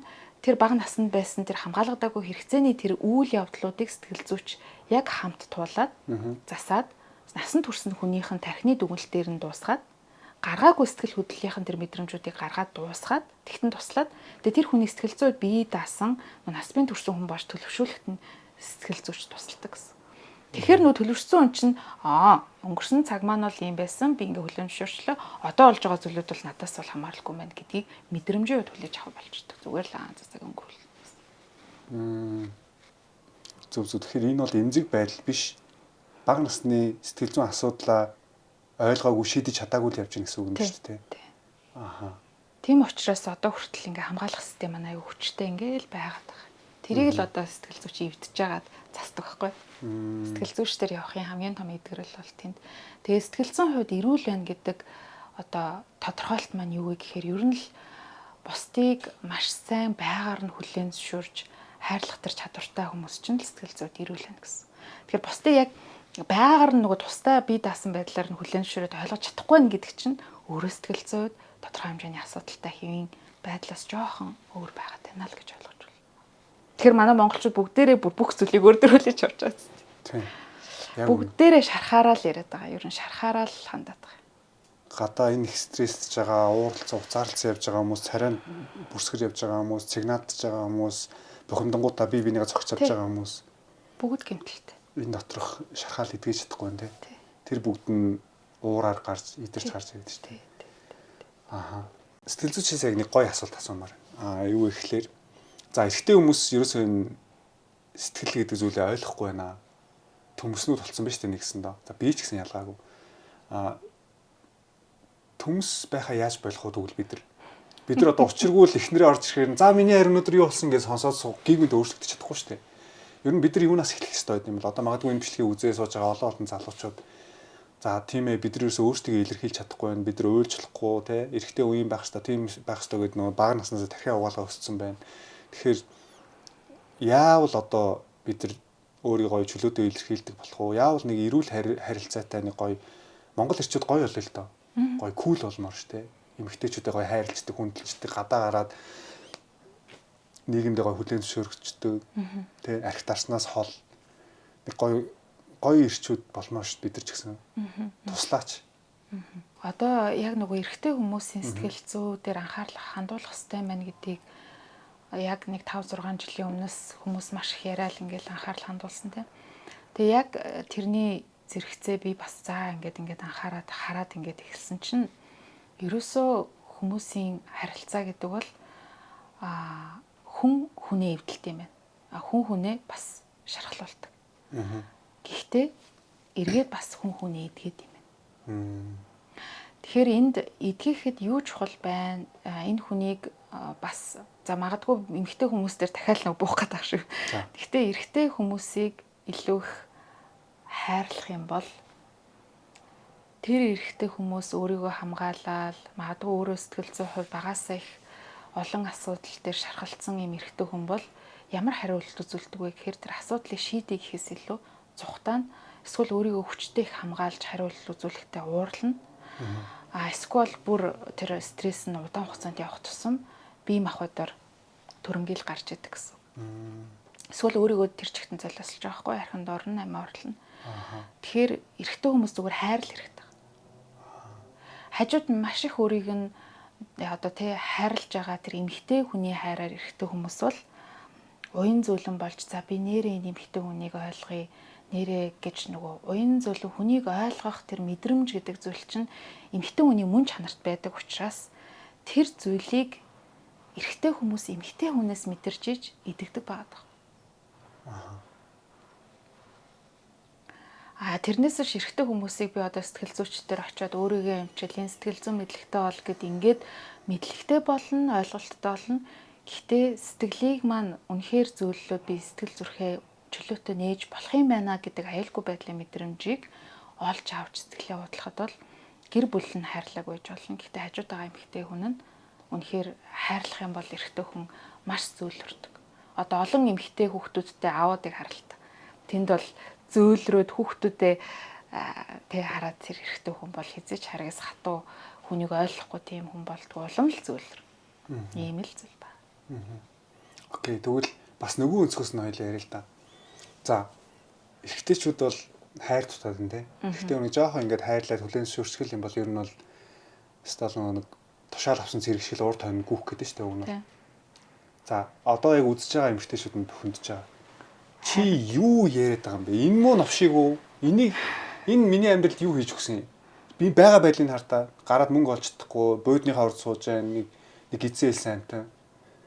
Чи миний амьдралд орж ирж үзээгүй ч яаж эрэгтэй хүмүүс хайр энэ нэмийг яаж хайрлах ингээд бүр үзэн ядтай сууж идэг эмэгтэй хүмүүс байгаа штэ. Тэр эмэгтэй хүмүүс энэ сэтгэл зүгөө яаж сасах вэ? Гэхдээ яг хажуутайгаа хүнээ үзэн ядаж болно тий. Тэр хүнийг үнэлэхгүй ч гэж болно, магадгүй салчж болно. Гэхдээ эрэгтэй хүн болгон ер нь бол адилхан байхгүй.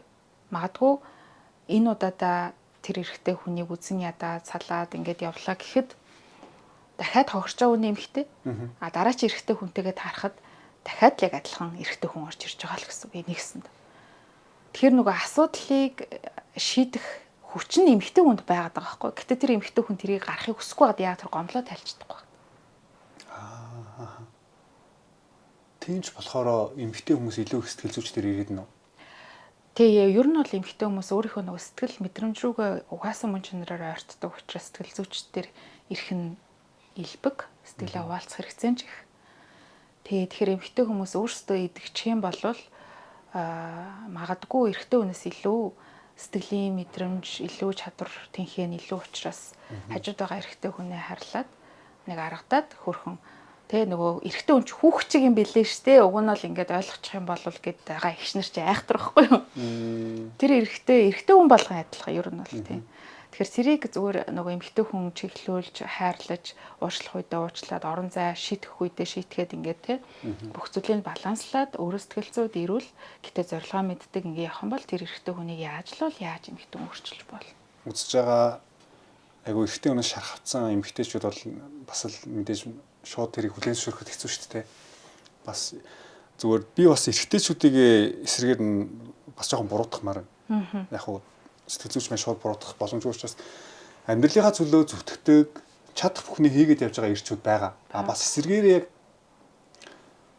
үнэхээр эмэгтэй хүний гомдоож байгаа, зовоож байгаа, шархлуулж байгаа, уйлуулж байгаа тэр амьдралын там тумгааж байгаа эрчүүд ч гэсэн байгаа байхгүй тий. Одоо архитар суудаг, мөрөдө тоглоом тоглодог, эхнэр дээрээс хайр халамж гэр бүлээ харж амтгүй ажил төрлийдгүй гэртээ ингээл тий эхнэрээрээ тижээлгээ хөвтчээдэг ийм залуучуудыг бол ерөөсөө өмөргүй байна. Тэгээ тэр хүмүүсийг ойлгоороо тэр хүмүүсийг хайрлаарай ч гэж хэлмээргүй тий. Тэгэхээр яг хуу ирчүүд бид нар өөрсдөө бас хичээл зүтгэл гаргая тий. Тэр өнцгөөс нь бас хидмээр байна. Тэгээд яг золбоо миний хувьд их өөрөө ч яг өмнөх их амьдрал дээр алдсан хүн шүү дээ. Гэхдээ нэг залуучуудаа алдсан хүн байж ирчүүдээ ингэцгээд нэг зөвлөд байгаа юм биш. Яг алдсан хүнийхээ хувьд ярих юм бол өөрөө айгүй тийм төлөвшсөн баргийн юмыг өөртөө нэг наалдуулаад байдгүй, нэг дугаараа тайлбар тавиад байдгүй. Ер нь тийм айгүй гоё эрэгтэй хүн болъё гэсэн зорилго тавьсан байна. Тэр чинь одоо би амьдрал дээр ингээл алдаад өдөө 40 хүрэх чийгаад ойлгож байна. Гэхдээ энийг ингээд дүнгийн 20 наснда энэ бүгдийг ойлгоод эргцүүлээд явж байгаа залуучууд ирчүүд бол амьдралдаа нэг алдаад байхгүй л тийм. Сэтгэл зүйчийн золбоод ер нь нэг зөвлөгөө өгөөс. Нэвтрүүлгийн хатаг өсгөл. Золбоод ер нь ямар зөвлөгөө өгмөр вэ? Яа би хамаагүй шүү. Би бол одоо тэр гомсон унтдаг үеийг өнгөрцөн. Юу яасан ч болно. Шүүмжлсэн ч одоо шүү. Чамайг анзаараад сэтгэл зүйчнэрээ шүүмжлүүлсэн үү яасан гайгүй юу? Навш бүр загнасан шүү дээ чи амиа хичээсэн мичээсэн. Яг зөв анзаарч байгаа зүйл байл. Би хүнээс айгуугаа зөвлөгөө авах туртай, шүүмжлэл сонсох туртай. Өмнө нь бол тийм байж чадаагүй. Гэхдээ одоо бол энэ бүгдийг айгуугаа хүлээж аваад амьдралдаа хэрэгжүүлээд яваа гэж боддог гэсэн. Би золбог маш зоригтой гэж хэлнэ. Яагаад зоригтой вэ гэхээр эрэгтэй хүн энэ болгон дээр өөрийнхөө сэтгэл зүйн хамгийн хэцүү байгаа зүйлээ хизээж олон нийтэд хуваалцахгүй. Байхгүй юу?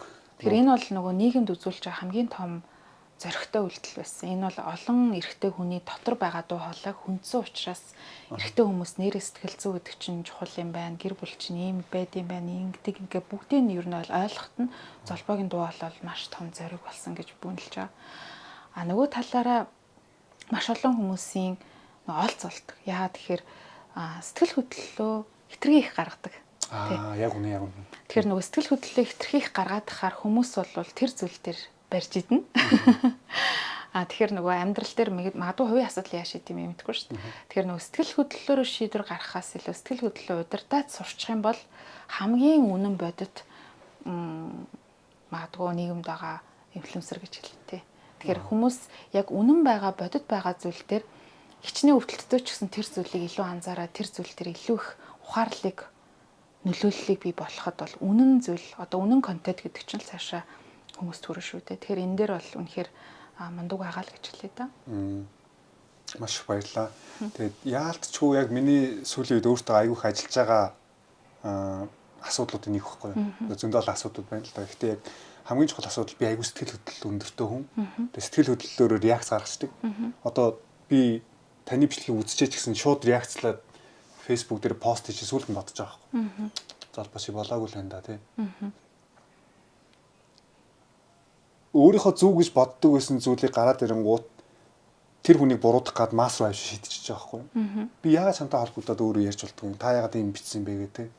Тэгэхээр би бас болоогүй. Тэгэхээр яг энэ гарч ирж байгаа нэг дүүсгсэн нэг тэр хэсэгхэн зуурын дааврын ялгуурал дээр сэтгэл хөдлөл гэдэг зүйлийг дараа шийдвэр гаргачихсан гэж аюух хичээж байгаа. Тэгээ энэ зүйлийг бас дахиад хэлж өгсөн.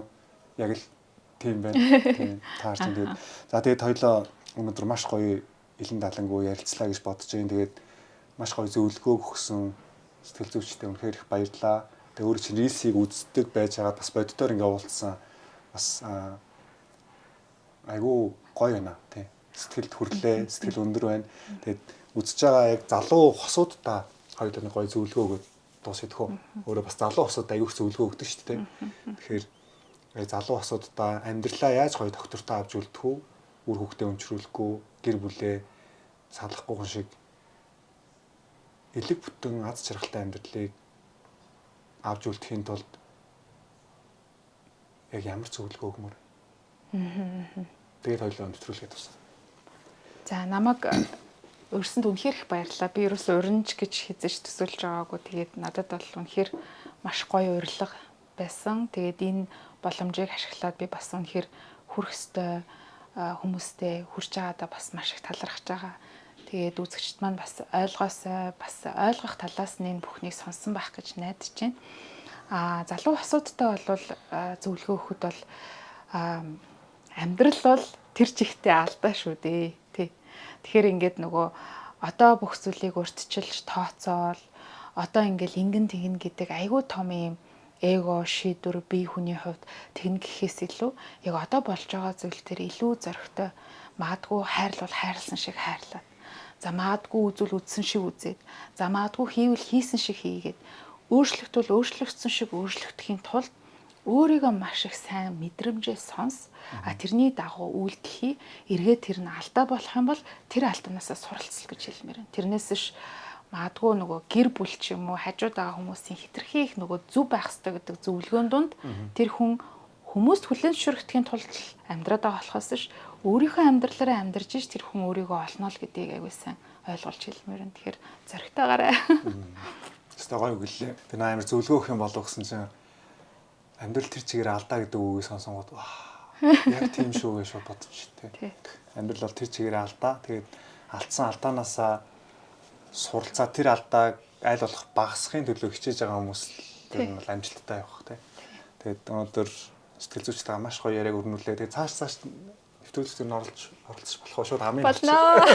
Тэгээд янз бүрийн гоё сэдв гарч ирвэл өөрөө чинь өөрч оролцуулж өөрөө ч гэсэн магадгүй золбоо би энэ талаар чамтай ярилцмаар байна. Тэгээ энийг бас үзэгчтэй хүрмээр байна гэх юм бол гүгэл хүрээд ирнэ шүү. Нээлттэй байгаа. Яагаад вэ гэхээр өөрөө бас сэтгэл зүйд айгуу дуртай. Бас Монгол залуучуудыгаа, монголчуудыгаа гоё сэтгэл зүй, эрүүл сэтгэл зүйтэй хүмүүс болоосоо гэж айгуу хүсч боддог хүн болохоор тэгээ сэтгэл зүйч хүмүүстэй уулзах надад бол айгуу гоё. Тэгээ баярлаа. Гоё ярилцлаа. Тэгээ өнөөдрийн бичлэг үзэгч та бүхэн таалагдсан байх гэж найдаж байна. Тэгээ та бүхэн авах гэхийн ухаанаар хандаарай. Тэгээ сэтгэл зүйч маань яг цаад утгаараа юу хэлэх гээд байна, юу бидэрт өгөхийг хүсэж байна, ямар мессежийг өгөхийг хүсэж байна, цаад утгыг бодоорой. Тэгээ сэтгэл хөдлөлөө гэдэг дараа тий. Гоёор хүлээж авсан байх гэж найдаж байна. За тэгвэл дуусах байлаа. За тэгээ. За баярлалаа.